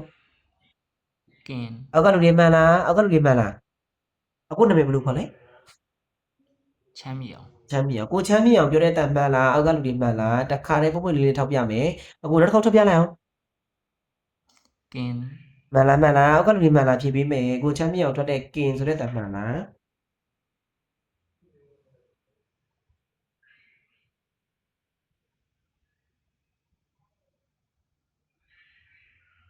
မှားပါတယ်တယောက်ကလည်းမှန်တယ်အကိုကြီးမှားတော့မှားနေတယ်ပြန်ထွက်ပြလိုက်အောင်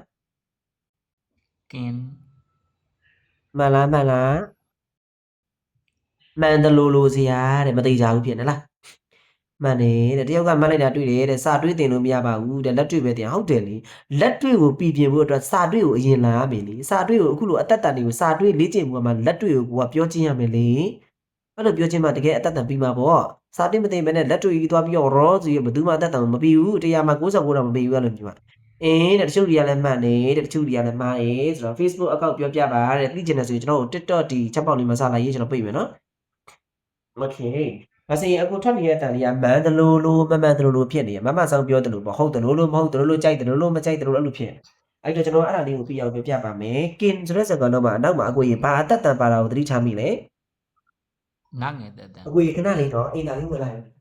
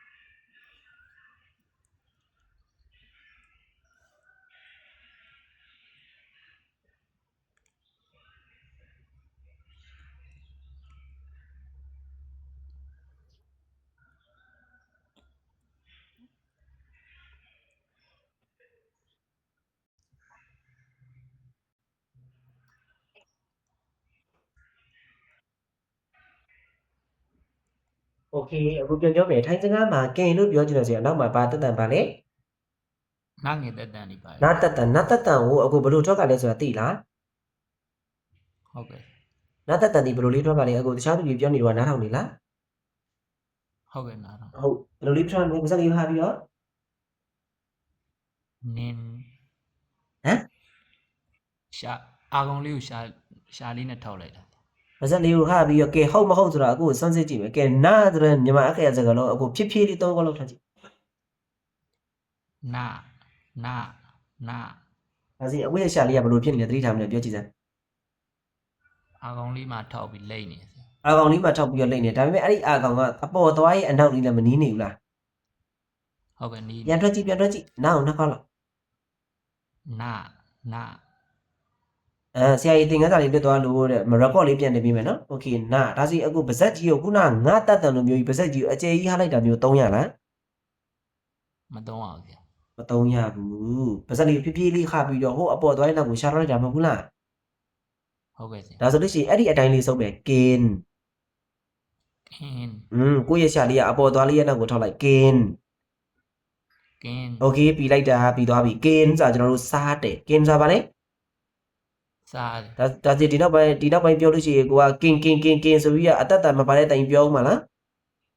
မပြောတော့ဆရာ record ဘာမှကြည့်ရမလဲကျွန်တော် Facebook account မှာကြည့်ရမယ်เนาะကျွန်တော် Facebook account ကိုအပ်လာပြီ okay ဒါတို့ရှိရင်ကျွန်တော်တို့ kin ဆိုတာစားတယ်ကိုဒါတို့ရှိရင်ဒီနေ့ပြောချင်တဲ့အဓိကပိုင်းစကားပြောပတ်တာတစ်ခုပြတယ်ကျွန်တော်တို့တစ်ခုဥမှာပေါ့စားဖို့လိုတယ်စားဖို့စားရမယ်အဲ့လိုပြောချင်တယ်ဆိုအခုဘာပတ်တာကိုသုံးမလဲ တောင်း အပေါင်း ကရိယာ တောင်းဆိုတဲ့စကားလုံးမှာဘာအတက်တန်ပါတာကိုသတိထားမိလဲ ငါတက်တန်ပါရဲ့ ငါတက်တန်ဒီပါဇက်ကိုအကျေကြီးဟာပြီးအကောင်ဆုံးရှာထားမှာမဟုတ်ဘူးလား ဟုတ်ကဲ့ဆရာ ကျန်ထွက်ပြပါအောင်တောင်း တောင်း okay ဒါဆိုပြောကြည့်တောင်း kin တောင်းကင်း ဒီ kin ကနာတက်တန်ဒီတောင်းကငါတက်တန်တူသလား မတူဘူးဆရာ အစပိုင်းတော့ဒီလိုမျိုးပဲပြင်မှန်းခံပြီးလေ့လာရမယ်နောက်ကျရင်သူ့ဟာသူအဆင်ပြောတယ်ပြန်ပြောတောင်းကင် တောင်းကင်း โอเคဒါဆိုရင်ဘာဖို့လိုတယ်ဘာရမယ် စားဖို့လိုတယ်စားရမယ် โอเคဒါဆိုရင်တိုင်းစကားမှာသွားတယ်ဘယ်လိုခေါ်လဲ ပိုင် โอเคဒါဆိုရင်သွားဖို့လိုတယ်သွားရမယ်ဘယ်လိုပြောမလဲ တောင်းပိုင် โอเคတိုင်းစကားမှာအခုအောက်မှာနေတော့နေကျင်လာပြီညီလေးတယောက်ကိုကျွန်တော်မေးလိုက်တယ်ဝယ်တယ်ဘယ်လိုထွက်လဲဆိုတာအခုထွက်တယ်လား ဟုတ်ကဲ့ဆရာ ဘယ်လိုထွက်မလဲသွားစီပြီးထွက်မယ်ဘယ်လိုထွက်မလဲ စူ คุณครูผมจะลงแล้วนะคะโอเคค่ะเจอกันพรุ่งนี้นะคะပြန်ပြောမယ်ซื้อဆိုပြီးတော့သွားစီပြီးထွက်မှာမဟုတ်ဘူးလား ဟုတ်ကဲ့ဆရာ โอเคဒါဆိုရင်သွားစီပြီးထွက်ซื้อ စူ အဲ့လိုမျိုးပဲနှစ်ခိုင်းတွေခြုံချက်ထွက်ပြီးအဲ့လိုသုံးကြမလို့ရိုးရိုးပဲသွားစီလိုက်အောင်ပဲซื้อ အဲ့လိုထွက်မယ်နော်ซื้อဆိုတာဝယ်တယ်ซื้อတာဘာဖြစ်လဲ ဝယ်တာ အင်ဂျီဝယ်တယ်ဈေးဝယ်တယ်အဲ့လိုဝယ်တာကိုသုံးတယ်ဒါဆိုဝယ်ဖို့လိုတယ်ဝယ်ရမယ်ဒါလည်းဘယ်လိုပြောမလဲ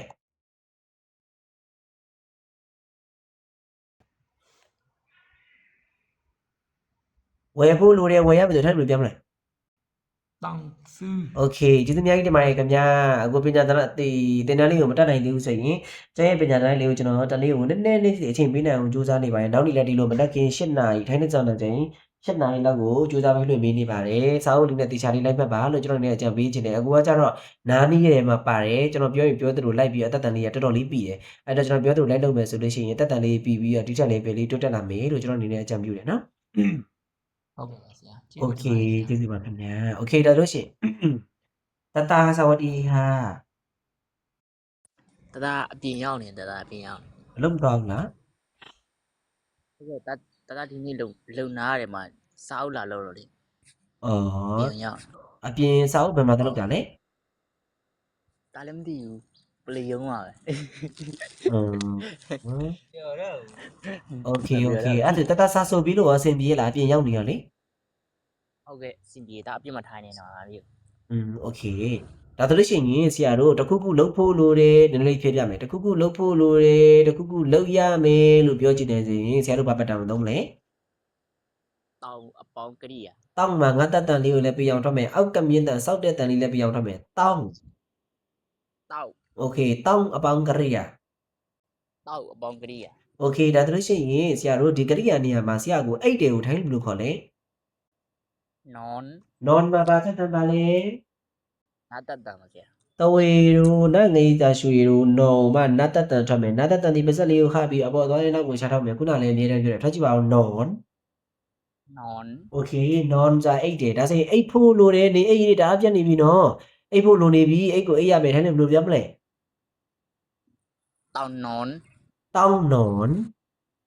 တောင်းနွန် ဟိုညပိုင်းလိုက်ရှိလားတဲ့ညပိုင်းမရှိဘူးနော် ကျွန်တော်ပြီးခဲ့တဲ့ဘက်ကဆိုတော့ညပိုင်းဒီဘက်ကကျတော့ကျွန်တော်ကနေပိုင်းဖြစ်သွားပြီဘာလို့လဲဆိုတော့ကျွန်တော်ကညဆိုင်ဖြစ်နေပြီเนาะကျွန်တော်အလုပ်ကညဆိုတော့ကျွန်တော်ကညကပတ်စီပြီးပြန်လာမှကျွန်တော်ကမနက်ခင်းမှလေးတွေ့ခင်ဗျာဖြစ်ပါတယ် တားလိုက်ကိုညာဘက်လာတတညာဘက်ရရင်စာနွေးပြီးတယ်တားလိုက်ကို โอเคโอเคတတစာနှွေးပြီးရေတဲ့เนาะတတရှိသွားလို့ရရင်เนาะကျွန်တော်တင်တဲ့စာလေးကိုသူပြန်နှွေးပြီးလိမ့်မယ်เนาะโอเคဒါတို့ရှိရင်ကဲနောက်တစ်ခုတတရေဆရာတို့တွေ့တယ်မြင်တယ်ကိုထိုင်းလို့ပြောမလဲ ဟင် ဟင်မှာပါတတပါလေ အတတ်တန်ပါပါဗျာ โอเคနောက်တတဒီပါစက်လေးကိုနည်းနည်းလေးခါပြီးတော့အပေါ်သွားရင်နောက်ကိုရှာတော့မယ်ပြန်ထွက်ပြလိုက်ပါအောင် ဟင် မြင်ပြနေတဲ့ဟာကိုပဲကြည့်မယ်ဒီရရေးရတဲ့အပြာတွေကိုမကြည့်နဲ့ဟင်ဆိုတာမြင်တယ်โอเคမြင်တယ်လို့လည်းဘာသာပြန်လို့ရတယ်လို့တွေ့တယ်လို့လည်းဘာသာပြန်လို့မရအောင်လား ရပါတယ်ဆရာ ဒါတို့ရှိရင်မြင်ဖို့လိုတယ်တွေးဖို့လိုတယ်မြင်ရမယ်တွေးရမယ်ဘယ်လိုပြောမလဲတဲ့တော့ တောင်းနင်း ต้องเห็น တောင်းတောင်းခင်နဲ့တောင်းနေတယ်sorry ကြာတပြန်စုမနော်တောင်းဟင် ညညကြည့်ပါဦးတွေးဖို့လိုတယ်မြင်ဖို့လိုတယ်တွေးရမယ်မြင်ရမယ်တဲ့ဘယ်လိုပြောမလဲ တောင်းဟင်ครับ โอเคကျေးဇူးများကြီးတင်ပါတယ်ခင်ဗျာတို့လည်းတော်ရင်တွေးนะคะနားလည်လား ครับผมครับ ตอนนี้อยู่ข้างนอกใช่ไหมดูแลตัวเองด้วยนะคะนาးလည်လား ไม่เข้าใจ အခုအပြင်မှာရောက်နေရမို့လားခု จ้าบ้าพี่ရောက်နေတာ အပြင်မှာအခု တန်ပြလိုက်မနေတာနော် โอเคအခုမှအပြင်မှာရောက်နေတယ်ကိုကိုကိုယူဆိုင်ပါโอเคเนาะ โอเคပါတောက်ဒီစာလေးပြန်ပို့ပေးအောင်နော်ဓာတ်ပုံရိုက်ပြီးတော့တာညာကြလို့စရင်မှာတားရဲ့တပည့်တွေစီအားရွယ် โอเคโอเคဆရာဂရုထဲမှာပို့ပေးမယ်เนาะဘယ်သူမှမပို့ဘူးဂရုထဲမှာပို့ပေးမယ်ဂရုထဲမှာယူလိုက်เนาะ အော်တာဂရုတွေကထွက်လိုက်ပြီလေဆရာဒီနေ့ကတားနဲ့ကတားကိုမလိုတဲ့သူတွေများတော့တားထွက်လိုက် ဟုတ်ပြီโอเคကျေးဇူးများကြီးတင်ပါတယ်ဒါဆိုတော့တရားဟို တားပို့ပြီနော် โอเคနောက်တစ်ယောက်ရှင်တို့အချစ်ညိုကျော်စวัสดีค่ะ สวัสดีค่ะ สวัสดีค่ะထိုင်းလိုမှာထိုင်းလိုချစ်တယ်ကိုထိုင်းလိုဘယ်လိုပြောလဲသိလား မသိဘူးဆရာ โอเคထိုင်းလိုချစ်တယ်ကိုဆရာတို့ကလာရီကတ်တာညီမတို့လေးပဲ let's ညီမလေးညီမလက်ကြီးလေးโอเคအဲ့ဒီလက်ကိုမှဆရာတို့ကကတ်တတန်ပါတယ်ကတ်တတန်ကိုထွက်တယ်လားကတ်တတန်ကိုထွက်တယ်လား let's ကတ်တတန်ထွက်တယ်လားမေးတာကိုရင်သုံးဖြစ်ပါထွက်တယ်လား ဟုတ်တယ်ဘူးဆရာ မထွက်တတ်ဘူးဆိုရင်ကျွန်တော်လေမြန်မာအက္ခရာကကို3ခေါက်လောက်ဖြည်းဖြည်းချင်းထွက်ပြကြည့်စမ်း ကက ပါဇက်ဟာလာပိတ်လား ဟာတယ်ဆရာ ဟာတယ်ကဲနောက်တစ်ခေါက်ကက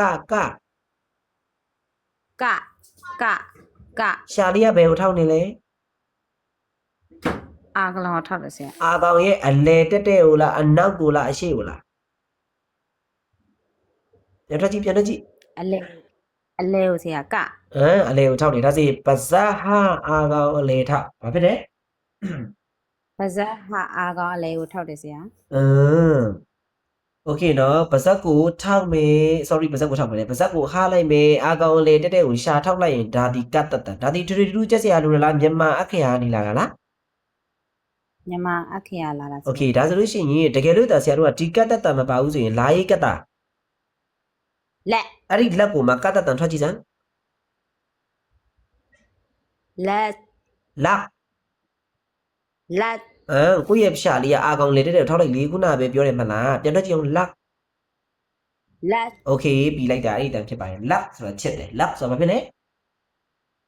ချစ်တယ် ဒါဆိုအားလုံးပဲဘူးတို့ရအောင်ပြပြမယ်ထိုင်းစာလိလာနေတဲ့သူတွေကရအတန်ထွက်ကြတာဒီအတန်ရက်အဲ့ဒီတန်ဖြစ်တယ်ဒါပေမဲ့ထိုင်းစကားပြောမှာတကယ်လက်တွေ့မှာရက်ဆိုတဲ့အတန်ကိုမသုံးပါဘူးလအတန်ပဲသုံးတယ်ထိုင်းစာမှာရအတန်တွေကိုလအတန်ကိုပြောင်းပြီးသုံးကြတယ်ဒါကြောင့်မို့ကျွန်တော်ကလက်တွေ့မှာသုံးနေတဲ့အတန်ကိုပဲစကားပြောလိလာနေတဲ့သူတွေအာယုံထည့်မယ်အမကြီးပြန်ပြောလိုက်ပါဦးထိုင်းစကားကိုချစ်တယ်ဘယ်လိုပြောမလဲ လက် လက် လက် โอเคအဲ့ဒီတန်နော်ခုနအပေါ်အရှိရတာမှားရယ်နော်လက် လက် โอเคတောင်းနေကြလို့ရှိရင်လိုက်ဆင်းတော့မယ်နော်10နာရီဆိုရင်လိုက်ဆင်းပါမယ်အားလုံးတခြားလေးအာယုံဆိုင်မယ် love ဆိုတာကြတော့ကျွန်တော်တို့ချစ်တယ်ဒါဆိုလို့ရှိရင်ချစ်ဖို့လိုတယ်ချစ်ရမယ်နေငါ့ကိုချစ်ဖို့လိုတယ်ချစ်ကိုချစ်ရမယ်ငါနဲ့ကိုဒီလောက်ချစ်တယ်နေငါဘာလို့မချစ်တာလဲအဲ့လိုမျိုးပါနော်နေချစ်ငါ့ကိုချစ်ကိုချစ်ရမယ်အဲ့လိုပုံစံမျိုးပေါ့ဒါဆိုလို့ရှိရင်ဆရာတို့ဘာပတ်တာကိုသုံးလဲ တ တောင်းအပေါင်းကရိယာအ ဒါ တောင်း ဆိုရင် သုံး ဒီ မယ် ကရိယာ ဆရာ နေရာမှာခုနဆရာပြောတဲ့ luck ဆိုတဲ့ကတ္တတန်လေးကိုထွက်ပြီးတော့ထိုင်းလို့ပြောကြည့်ပါဦး တောင်းလက် โอเคမြန်မြန်လေးပြောမယ်ထိုင်းစကားပြောသည့်အမြန်နဲ့ပြောရမယ်ထိုင်းစကားပြောသည့်ဘယ်လိုပြောရမလဲ အမြန်နဲ့ပြောရမယ်ဆ အ ရာ နည်းနဲ့ပြောတဲ့အလုံးတစ်လုံးမှမပါဘူးအဲ့တော့အတက်နိုင်ဆုံးအမြန်နဲ့ပြောကြည့်တောင်းလက် တောင်းလက် โอเคအဲ့လိုပြောတာခုနလိုတောင်းလက်အဲ့လိုတစ်လုံးနဲ့တစ်လုံးကြောင်းနေပြီးတော့လည်းမန္တလေးရှားလို့မရဒါထိုင်းစကားပြောဘယ်အလုံးပဲဖြစ်ဖြစ်အမြန်နဲ့ပြောရမယ်ဘယ်လုံးဖြစ်ဘာလို့ပြောရမလဲ အမြန်နဲ့ပြောရမယ်ဆရာ ပြန်ပြောကြည့်ပါဦးချစ်ဖို့လိုတယ်ချစ်ကိုချစ်ရမယ်ဆိုတော့ဘယ်လိုပြောမလဲ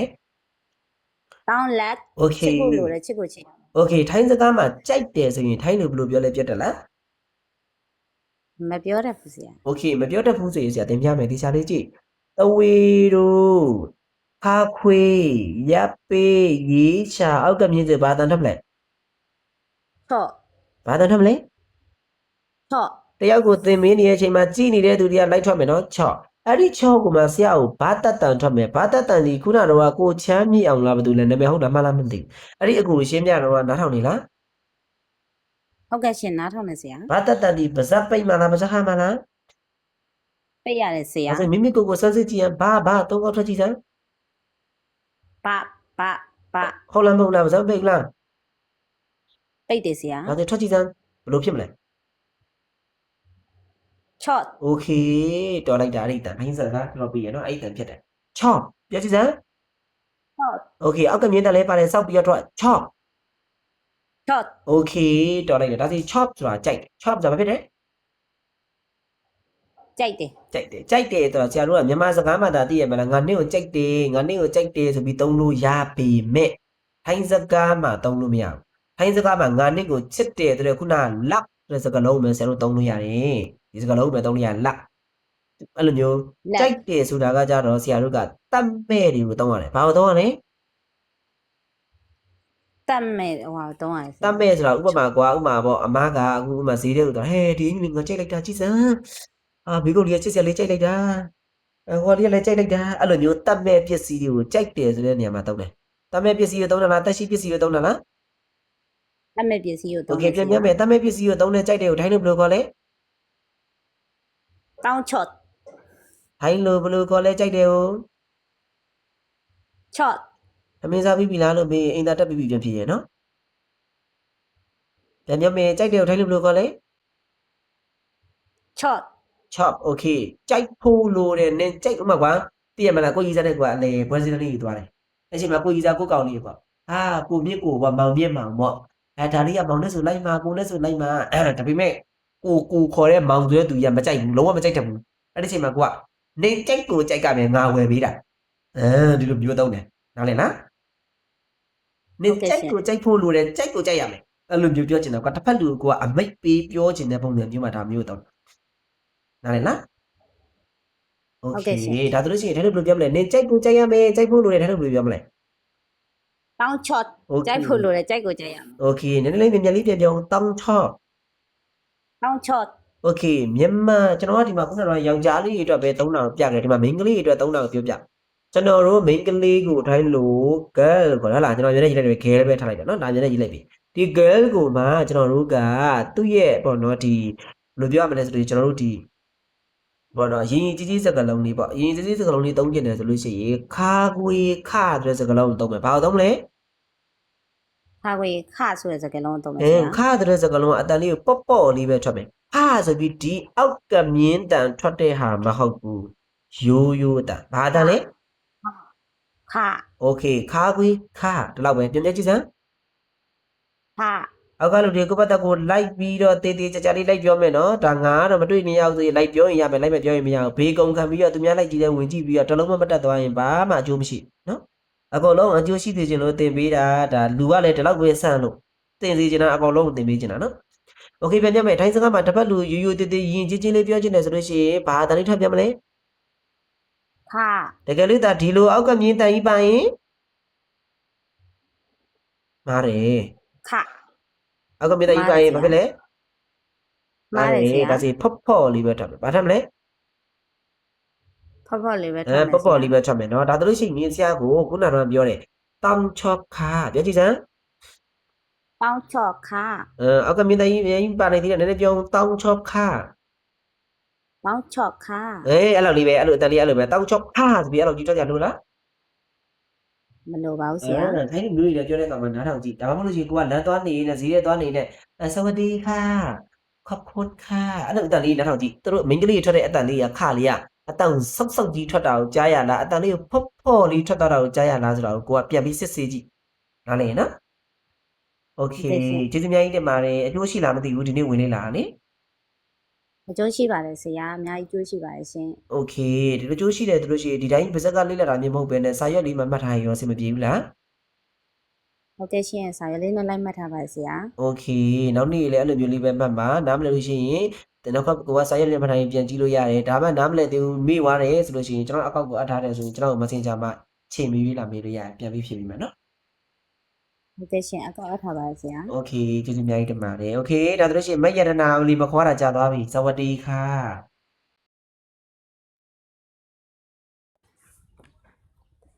မယရနာစวัสดีค่ะ สวัสดีค่ะ ကဲကိုယ့်ရဲ့အမြဲတမ်းနေ့တိုင်းအာကျူမန်တာနဲ့အေးအေးပြတ်ခံပြီးတော့တကယ်ကြီးကဘုန်းနဲ့ဆက်လိုက်တဲ့ဆရာတော့လိုက်လိုက်တော့ပဲဟဲ့နေထားတော့ဟာလားအသေးတန်ကိုထလာပြီးတော့လေ့ကျင့်တာဆိုတော့ကိုယ့်ရဲ့အဟောင်းနေဖြစ်တဲ့အတွက်ကြောင့်မလို့တတိကြကြလေးရမယ်လို့မျှော်လင့်နေအဲ့တော့အကုန်လုံးကိုဖတ်ပြမယ်နော်။ခိုင်းစကားမှာကျွန်တော်တို့တစ်ခုခုကွက်လက်ဖို့လိုတယ်ကွက်လက်ရမယ်ဆိုရင်ဘာပတ်တန်ကိုသုံးမလဲ ပေါင်ကရိယာ ။ Okay ဒါဆိုတိုင်းစကားမှာအားလုံးကိုဖတ်ပြလိုက်စားတယ်ကိုတိုင်းလို့ဘယ်လိုခေါ်လဲ เก่ง ။ကင်စားဖို့လိုတယ်စားရမယ်တိုင်းလို့ဘယ်လိုခေါ်လဲ เป้าเก่ง ။ကဲမြန်မာအနောက်မှာခလေးထည့်ပြော เป้าเก่งค่ะ ။ Okay တိုင်းစကားမှာလုတ်တယ်ဘယ်လိုခေါ်လဲ ถาม ။ဒါဆိုရင်လုတ်ဖို့လိုတယ်လုတ်ရမယ်ရှင် เป้าถามค่ะ ။ Okay သွားတယ်ကိုတိုင်းလို့ဘယ်လိုခေါ်လဲ ไป ။ပိုင် WhatsApp ပေါက်တဲ့ပြောင်းထွက်ပိုင် ไป ။ပိုင်မဟုတ်တော့ WhatsApp ပေါက်တဲ့ပြောင်းထွက်ပိုင် ไป โอเคဒါဆိုရင်သွားဖို့လိုတယ်သွားရမယ်ရှင် ตั้มไปค่ะ โอเคလာတယ်ကိုတိုင်းလို့ဘယ်လိုခေါ်လဲ มา လာဖို့လိုတယ်လာရမယ်ရှင် ตั้มมาค่ะ โอเคအဲ့တယ်ကိုတိုင်းလို့ဘယ်လိုခေါ်လဲ น้อง အခုတင်တာကိုတော့ကွန်ပျူတာလာယူထားတယ်လို့ Facebook ကောက်ကိုအပ်လာတော့အဲ့မှာတင်ပေးမယ်လို့โอเคအဲ့ဖို့လိုတယ်အေးရမယ်ရှင်နေအဲ့ဒီရက်ပြတ်နေပြီဘယ်လိုပြောမလဲ ตั้มนอค่ะ โอเคကျေးဇူးများကြီးတင်ပါတယ်ခင်ဗျာနော်โอเคဒါဆိုလို့ရှိရင်မုံရသူလေးစวัสดีค่ะ สวัสดีค่ะ โอเคပြန်ပြောကြည့်မယ်နော်ကျွန်တော်တို့လမ်းလျှောက်တယ်ကိုတိုင်းလို့ဘယ်လိုခေါ်လဲ เดิน โอเคလမ်းလျှောက်ဖို့လိုတယ်လမ်းလျှောက်ရမယ်ရှင်ရှင်းချက်တော့ကမကောင်းဘူးပေါ့ဘယ်လိုပြောမလဲ ต้องเดินต้องเดินค่ะ ต้องเดินค่ะโอเค ต้องเดินค่ะ သွားတာကထိုင်းလို့ဘယ်လိုခေါ်လဲ ไป လမ်းလျှောက်တာက เดิน လိုက်ဆိုနေရလိုက်ဆိုမယ်နော်လမ်းလျှောက်သွားတယ်ကိုထိုင်းလို့ เดินไปค่ะ โอเคဒါဆိုရင်လမ်းလျှောက်သွားဖို့လိုတယ်ရှင် ต้องเดินไปค่ะ โอเคနောက်တစ်ခုဆက်သွားမယ်ထိုင်းလို့တွေ့တယ်မြင်တယ်ကိုထိုင်းလို့ เห็น ဟင်ဒါဆိုရင်တွေ့ဖို့လိုတယ်ရှင် ต้องเห็นค่ะ โอเคကျေးဇူးများကြီးတင်ပါတယ်ခင်ဗျာโอเคสวัสดีครับแม่ဧပြီလာ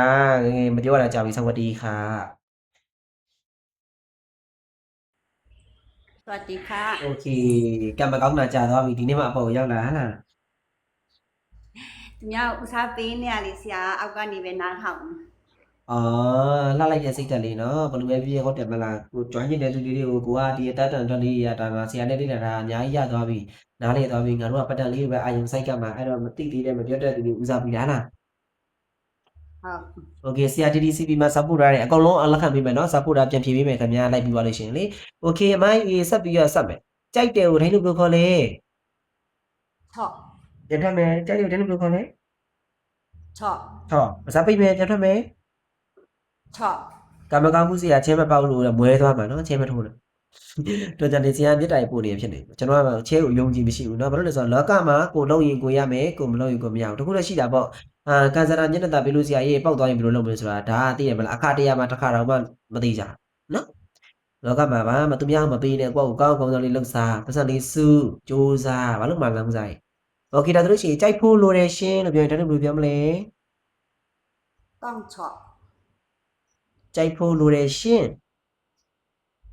ต้องชอบ ကြိုက်ဖို့လိုတယ်ရှင် ต้องชอบค่ะ โอเคမူးနေရဖြစ်မယ်လောက်ကောင်တောက်လာလား โอ้เก่งมากเลย โอเคပေးတယ်ကိုထိုင်းလို့ဘယ်လိုခေါ်လဲ ให้ โอเคပေးတယ်ရှင် ให้ค่ะ โอเคပေးဖို့လို့မှန်တယ်လေပေးဖို့လိုတယ်ရှင် ต้องให้ค่ะ อะไรนะ ต้องให้ค่ะ ต้องให้ค่า ต้องให้ค่ะ ค่าအရင်အဲ့လိုပြောထားတယ်ต้องให้ค่า ต้องให้ค่ะ โอเคပေးရမယ်ရှင်ဆိုလည်းဘယ်လိုပြောလို့ရလဲ ต้องให้ค่ะ โอเคကျေးဇူးများကြီးတင်ပါတယ်ခင်ဗျာโอเคနောက်မှဝင်လာတဲ့ဟိုဗာလေပြန်ထွက်ပြီးပြန်ဝင်လာတဲ့စวัสดีค่ะမမိုးစวัสดีค่ะ สวัสดีค่ะ โอเคယူတယ်ကိုတိုင်းလို့ဘယ်လိုခေါ်လဲ เอาจ้ะ โอเคယူဖို့လိုတယ်ယူရမယ်ရှင် ต้องเอาค่ะ โอเคချစ်တယ်ကိုတိုင်းလို့ รักค่ะ โอเคချစ်ဖို့လိုတယ်ချစ်ကိုချစ်ရမယ်ရှင် ต้องรักค่ะ โอเคကျေးဇူးများကြီးတင်ပါတယ်ခင်ဗျာကဲโอเคကိုချမ်းမြေအောင်စวัสดีค่ะ สวัสดีครับ โอเคဝယ်တယ်ကိုတိုင်းလို့ဘယ်လိုခေါ်လဲ ซื้อ တော့တေချာပြန်ကြည့်စ ซื้อ โอเคဝယ်ဖို့လိုတယ်ဝယ်ရမယ်ခင်ဗျာ ต้องซื้อ ครับ ต้องซื้อครับ โอเคယောက်ျားလေးကခပ်နဲ့တုံးမယ်ညီမတို့လေးပြခမရဗျာပေါ့နော်ပြန်ပြောမယ်ဝယ်ဖို့လိုတယ်ခင်ဗျာဝယ်ရမယ်ခင်ဗျာ ต้องซื้อครับ โอเคကဲနောက်တစ်လုံးထိုင်းစကားမှာရောင်းတယ်ဟောအကူပြောတတ်လား ဟုတ်ကဲ့ဆရာ အဲ့လိုဘယ်လိုခေါ်လဲ ခိုင် ပြန်ပြောထိုင်းလို့ဘယ်လိုခေါ်လဲ ခိုင် ဒီမှာလည်းလမ်းကြုံလို့ရှင်းပြမယ်ကျွန်တော်လိုက်စင်းတော့ပါနော်တောင်းနေကြလိုက်စင်းတော့ပါနော်ဘာလို့လဲဆိုတော့အဲ့ရအောင်မှာဆိုတော့လေတဲ့အလုံးပြန်ပြမယ်နော်အကူဘယ်လိုထိုက်တာ ခိုင် အကူတက်တဲ့ခါရကြက်ဥလို့ပြောတာဘာပြောရလဲ ကျုပ် အခုကျွန်တော်ပြောချင်တဲ့ခါကရောင်းတယ်လို့ကျွန်တော်ပြောချင်တာဥပမာဈေးတွေဘာတွေရောင်းတယ်ဖုန်းတွေရောင်းတယ်ပစ္စည်းတွေရောင်းတယ်အဲ့လိုရောင်းတယ်ကိုပြောချင်အကူဘယ်လိုထွက်လဲပြောတတ်လား မပြောတတ်ဘူးဆရာ အားပေးနေလဲစာမကြည့်ဘူးလားအမပြီးတော့မဟုတ်ဘူးလေစာတင်နေတာပါလေစာကိုအာယုံဆိုင်နေလို့ပါခင်ဗျာအကုန်လုံးဖတ်စီချင်တာအကုန်လုံးဖတ်ပေးချင်ပါရင်အာယုံလေးဆိုင်နေရောတော့ကြောင့်နေကျွန်တော်ကလည်းတညလုံးလုံးဆင်းပြီးတော့မှပညာဒဏလေးပြီးတော့လေဟိုနည်းနည်းခေါင်းတွေမကြည့်ရလဲပါရအဲ့ဒါတအားလေးအိတ်ချင်နေရအောင်စာလေးတော့ဖတ်ပြပြရခင်ဗျာနော်တင်ချင်ပါတယ်ခင်ဗျာလာတင်လေးနော်โอเคကျွန်တော်တို့ရောင်းနေကိုကျတော့အကိုကြီးရပလက်ခိုင်တော့ခိုင်မယ်သူကရပလက်တန်ပါဘာတန်ပါလဲ ရှာပလက်တံပါ ရပလက်တန်ဒီကျွန်တော်တို့ရပလက်ရေးလုံးကြီးတင်စံကာရီဆိုတဲ့အတန်လေးကိုနည်းနည်းဖွားဖွားလေးထပ်ဘယ်လိုထပ်မလဲ နည်းနည်းဖွားဖွားလေးထွက်မယ် ဒါဆိုရင်ခိုင်ဒါကြည့်စမ်း ခိုင် ခိုင် ခိုင် ခိုင်ကြီးတို့ပြီးအဲ့လောက်ကြီးမထွက်ရပြီခိုင် ခိုင် ဒါဆိုလို့ရှိရင်ရောင်းနေဆိုတဲ့စကားလုံးမှာဘာတက်တန်ပါတာကိုသတိထားမိလဲ ရပလက်တံဆရာ ဒါစီခေါင်းကလေးလုံးတွေကြောင်းရင်ငတ်တာခိုင်ကိုမှရပလက်တန်လေးနည်းနည်းလေးထွက်ကြည့်ပါအောင်ပြန်ပြီးတော့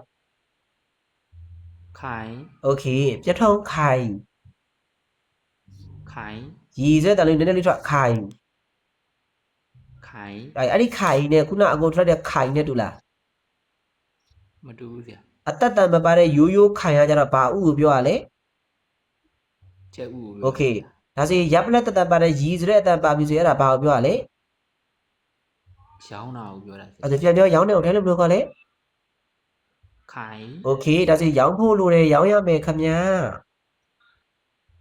တောက်ခိုင် ค่ะ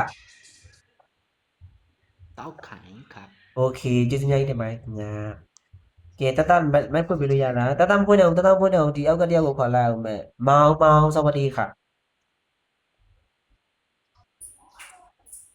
မောင်สวัสดีค่ะปูတင်းสวัสดีค่ะ สวัสดีครับ โอ้ตาနားထောင်နေတာတေချာလေးနားထောင်တာလား ဟုတ်ဟုတ်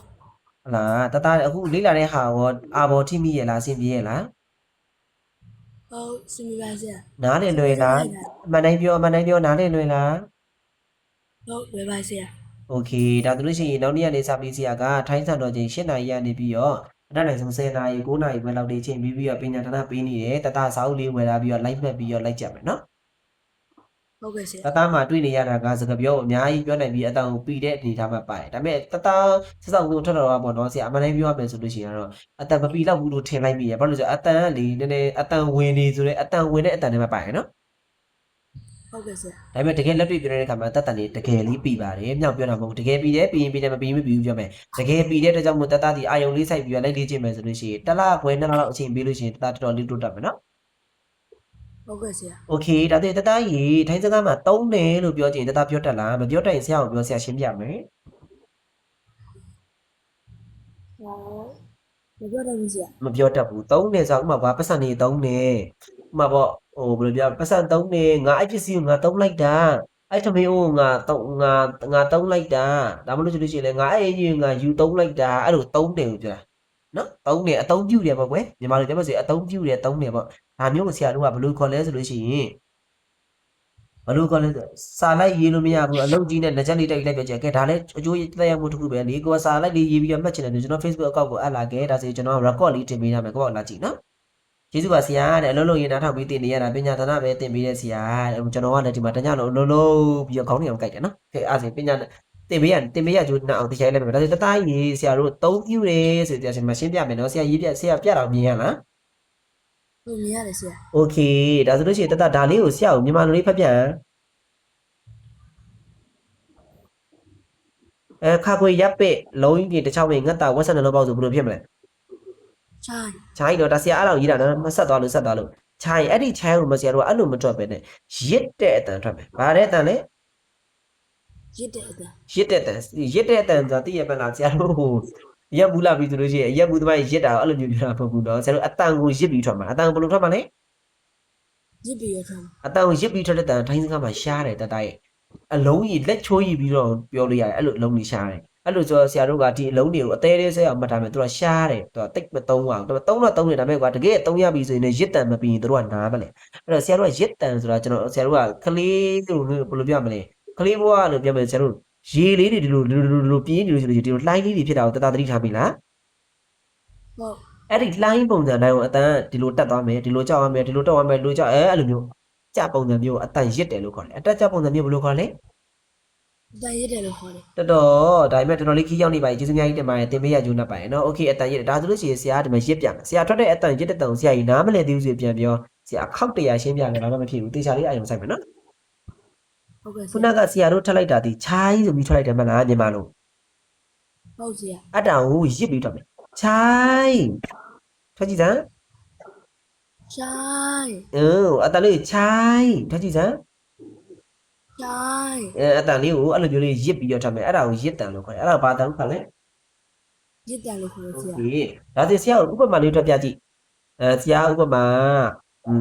ရပလက်လုံးဒီတစ်ချောင်းဝင်ငတ်တာ ချိုင်း ရိုင်မှာဝက်ဆက်ပေါက်တန်ပါလား ဘာပေါ့ဆရာ မပါရင်ရစ်တဲ့အတန်ပဲထွက်ဝက်ဆက်ပေါက်တန်မထွက်နဲ့ဘယ်လိုထွက်မလဲထွက်ကြည့်စမ်း ချိုင်း ဝက်ဆက်ပေါက်တန်မပါနဲ့ ချိုင်း ရိုင်ပြောကြည့်နော် ချိုင်း ဝက်ဆက်ပေါက်တန်မပါဘူးရိုင် ချိုင်း အဲ့လိုမျိုးဒီမှာကျတော့ဝက်ဆက်ပေါက်တန်ပါတာမလို့ခြိုင်းဆိုပြီးတော့ဆရာဝက်ဆက်ပေါက်တန်လဲပါလိုက်တယ်ရစ်တန်လဲပါလိုက်တာနားလေလား ဟုတ်ဆရာ အားလုံးပဲမှတ်ထားပါအားလုံးပဲမှတ်ထားပါသူကရပလက်တန်လေးနည်းနည်းလေးပါတယ်ရပလိလုံးနေစံကကြီးလေးနည်းနည်းလေးပါတယ်ဆရာကိုထပ်ပြကြည့်ရင်ရာဟေး ချိုင်း အဲ့ဒါပြတော့ဘာပြောဆိုပြောင်းရွှေ့တယ်ဘယ်လိုခေါ်လဲ ပြောင်းရွှေ့ ပြောင်းရွှေ့တဲ့တော့မှအခန်းတွေဘာတွေပြောင်းမယ်ဘယ်လိုပြမလဲအလုတ်တစ်ကိုပြောင်းမယ်အလုတ်အဟောင်းကိုပြောင်းမယ်ကျွန်တော်တို့ဘယ်လိုပြောလဲစီရာကြီးအတန်ရစ်တဲ့တန်ဘာတန်လဲ တန်ရစ်တဲ့အတန် ဒါဆိုရင်ဒီ light မှာအတန်ရစ်တဲ့တန်ဘယ်နှလုံးရသွားပြီလဲ နှလုံးဆရာ ဒါဆိုလို့ရှိရင်ခြိုင်းဆိုပြီးတော့အတန်ရစ်တယ်ဆိုရင်အဲ့ဒါဒီမြန်မာလိုပါပြောရလဲဆိုရင်3တယ်မြန်မာလိုပါပြောရလဲ သုံးတယ်ဆရာ တကယ်လို့ကိုကအခန်းဒီဘာတွေပြောင်းတော့မယ်တစ်ဆိုင်ကနေတစ်ဆိုင်ပြောင်းတော့မယ်အဲ့ဒါတုတ်ကနေတုတ်ပြောင်းတော့မယ်အဲ့လိုပြောင်းတော့ကျွန်တော်ထိုင်းလို့ယာယီ ချိုင်း ရီဆိုတဲ့တန်လေးလည်းပါမယ်အတန်ကိုလည်းရစ်မယ်ယာယီ ရိုင်း โอเคဒါဆိုရင်တတအတန်ရစ်တာလေးကိုသဘောပေါက်ပြီလား ဟုတ်ဆရာ ဒါဆိုလို့ရှိရင်တောင်းတယ်ကိုဆရာကိုပြပြပါအောင်ထိုင်းလို့ခေါ်လေ ဆိုင် ချိုင်း ဆိုင် โอเคရစ်တဲ့အတန်မလို့ဆရာအင်္ဂလိပ်လိုအားလို့ပဲရေးလိုက်တာပါနော်ချိုင်းဆိုလို့ရှိရင်ဆရာတို့ကတောင်းတယ်ဒါဆိုရင်သုံးဖို့လိုတယ်သုံးရမယ်ခမများလို့ထိုင်းလို့ဘယ်လိုပြောမလဲ ပေါက်ဆိုင် โอเคတောင်းချိုင်းဒါဆိုယောက်ျားလေးအနေနဲ့ကိုကတစ်ဖက်လူသုံးရမယ်ခမများအဲ့လိုရေးကြီးကြီးလေးတစ်ဖက်လူနားထဲမှာနဝေကျော်ပြောချင်တယ်ဆိုရင်အနောက်ကဗာလိထည့်ပြမယ်တတမှတ်မိလားသူများတွေပြောနေရ ไม่ပါဆရာ ဗာလေ ครับ ခပ်ပါစပ်ပြပဲဒါဆိုရင်ပြောကြည့်ပါဦးတောင်းချိုင်းခပ် ต้องใช้ครับ โอเคဒါဆိုလို့ရှိရင်နောက်တစ်လုံးကြည့်မယ်နောက်တစ်လုံးကဆရာတို့ကအလုံးလုံးတယ်ကိုတတထွက်တတ်လား ท ထွက်ကြည့်ပါဦး ำท အလုံးလုံးတယ်ကိုထိုင်းလို့ဘယ်လိုခေါ်လဲ ำทำเงิน ဘာမငန်း ทำเงิน ทำงานထွက်ကြည့်စမ်း ทำเงิน ทำဆိုပြီးတော့နှစ်ခါနှစ်ခုထပ်ချလိုက်သူကမတ်တတငန်ကကျတော့နတ်တတทำงานထွက်ကြည့်စမ်း ทำเงิน โอเคအခုမှအစတော့ဒီလောက်တော့နှင်းနေနေမယ်တော့ကြာပေါ့မြန်သွားလိမ့်မယ်ပြောကြည့်ပါဦးအလုံးလုံးဖို့လို့တဲ့ငါတို့အလုံးမလုံးရင်ဘေးကနေဘာနဲ့စားမှလဲအဲ့လိုပုံစံမျိုးပေါ့အလုံးလုံးဖို့လို့တဲ့အလုံးလုံးကိုလုံးရမယ်ဆိုရင်ထိုင်းလို့ဘယ်လိုပြောမလဲ ต้องทำเงินครับ ဆရာကြီးနောက်ကျသွားတယ်ကျွန်တော်အများတန်းပြောရလေည7နာရီမနက်7နာရီစမှာလို့တောင်းทำงานပြန်ပြောကြည့်စမ်း ต้องทำเงินครับ โอเคငါတို့တော့ကအရင်လူတွေအဲ့လိုမတင်ပါဘူးတဲ့လေးလာမှုနဲ့ပဲဆိုင်နေတဲ့လေးလာမှုကဒလွယ်ကြီးဖြစ်နေအတန်ပေးပါမလားအရာရာတိုင်းကလေးလာမှုနဲ့မဆိုင်ဘူးအရာရာတိုင်းကနီးစနစ်မှန်ဖို့လို့တဲ့လေးလာတိုင်းလည်းမတက်ဘူးတချို့သူတွေတို့ရှိရင်လေးလာတယ်သိရမလားအဲ့လိုမျိုးသိရမလားတင်တန်းနေမတက်နိုင်တော့တချို့ဆရာဇမိုင်းတင်ပေးတာလေးလာဒါပေမဲ့သူတို့အတန်မပြီးဘူးသူတို့ပြောတတ်တယ်ဒါပေမဲ့သူတို့အတန်မပြီးအဲ့ဒါကျွန်တော်ဘယ်လိုပြောရမလဲအဲ့ဒါနီးစနစ်မှန်ကန်ကန်မသိလို့လေလေးလာတိုင်းလေလေးလာမှုအားကောင်းတိုင်းလေအတန်မပြီးဘူးနော် โอเคအောက်ကပဲတင်နေပါဆရာတဲ့သိချီလို့ကျေးဇူးပဲတဲ့โอเคဒါဆိုရင်ဒီလောက်ပဲနော်ဒီနေ့တော့ဒီလောက်ပါပဲတသားတော့မမေးတော့ဘူးတသားဆရာရဲ့ဟို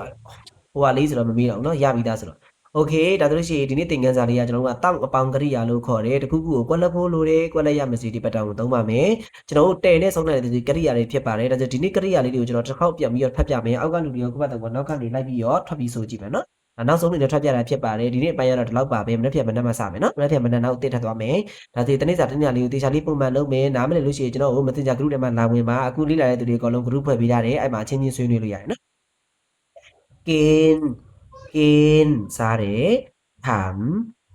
မတတန်လုပ်တယ်ပိုင်သွားတယ်မာဝတ်စပေါ်တာမထပ်ဘူးเนาะလက်တွေမှာသုံးနေရတာမဲ့သုံးမယ်မာလာတယ်နွန်နောက်တတန်ပိုင်ရနော်ပါစပ်ကိုဟာမယ်အပေါ်သွားရနောက်ကိုရှားထောက်မယ်ပါစပ်ကိုနည်းနည်းပဲဟာ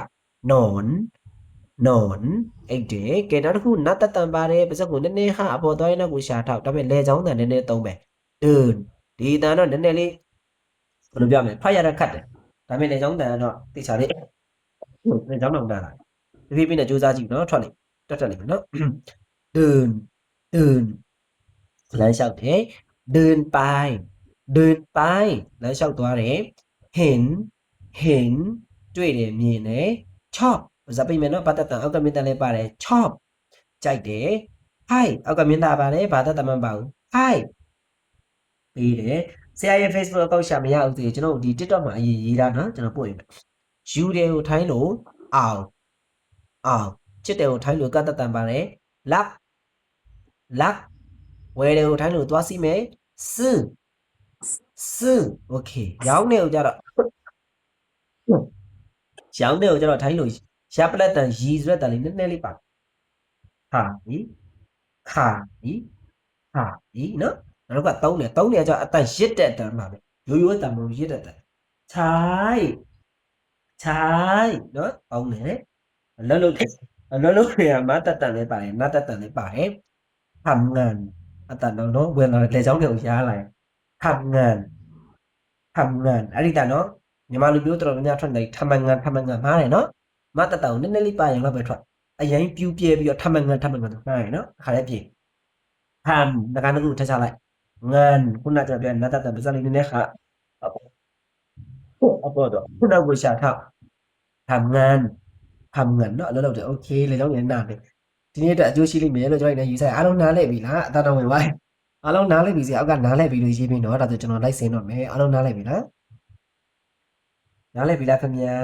ကျေးဇူးအများကြီးတင်ပါတယ်တော်တော်လေးတစ်ယောက်တည်းကျေးဇူးအများကြီးတင်ပါတယ်ခင်ဗျာနားလည်ပြီလားနားလည်ပြီဆိုလို့ရှိရင်ကျွန်တော်စင်းတော့မယ်နော်โอเคနားလည်ပါပြီစီကျေးဇူးအများကြီးတင်ပါတယ်ကဲအတနောင်ဝင်သွားပြီနော်โอเคအားလုံးပဲအကျိုးရှိလိမ့်မယ်လို့ကျွန်တော်လည်းယူဆတယ်ကိုချမ်းမြေအောင်အကျိုးရှိလားကိုချမ်းမြေအောင်အကျိုးရှိလားခင်ဗျာ ဟုတ်ကဲ့ကျိုးရှိပါတယ်ဆရာ โอเคဒါဆိုလို့ရှိရင်ကျွန်တော်မနေ့ပြန်မနေ့7 နာရီရှိတယ်ကိုကတေချာလေးလိုက်လုပ်မယ်ဆိုလို့ရှိရင်လာပြီးတော့ join မယ်တကယ်လို့ကိုကအလုပ်သွားတာနဲ့မတိုးဘူးဆိုလို့ရှိရင်ကျွန်တော်ရဲ့ Facebook ကောက်ကိုလာအပ်လာမယ်ကျွန်တော် record လေးပြန်နေပြီးတော့ပြန်ကြည့်မယ်နော် ဟုတ်ကဲ့ကျေး โอเคဒီနေ့မှအသေးဝင်လာတဲ့တတရောဗာလေပူတင်လေးရောနားလည်လား ဟုတ်နားလည်းပါဆရာ โอเคဒါဆိုရင်ဟိုရှင်တို့ဆိုတဲ့တယောက်ကရောနားလည်လားခင်ဗျာ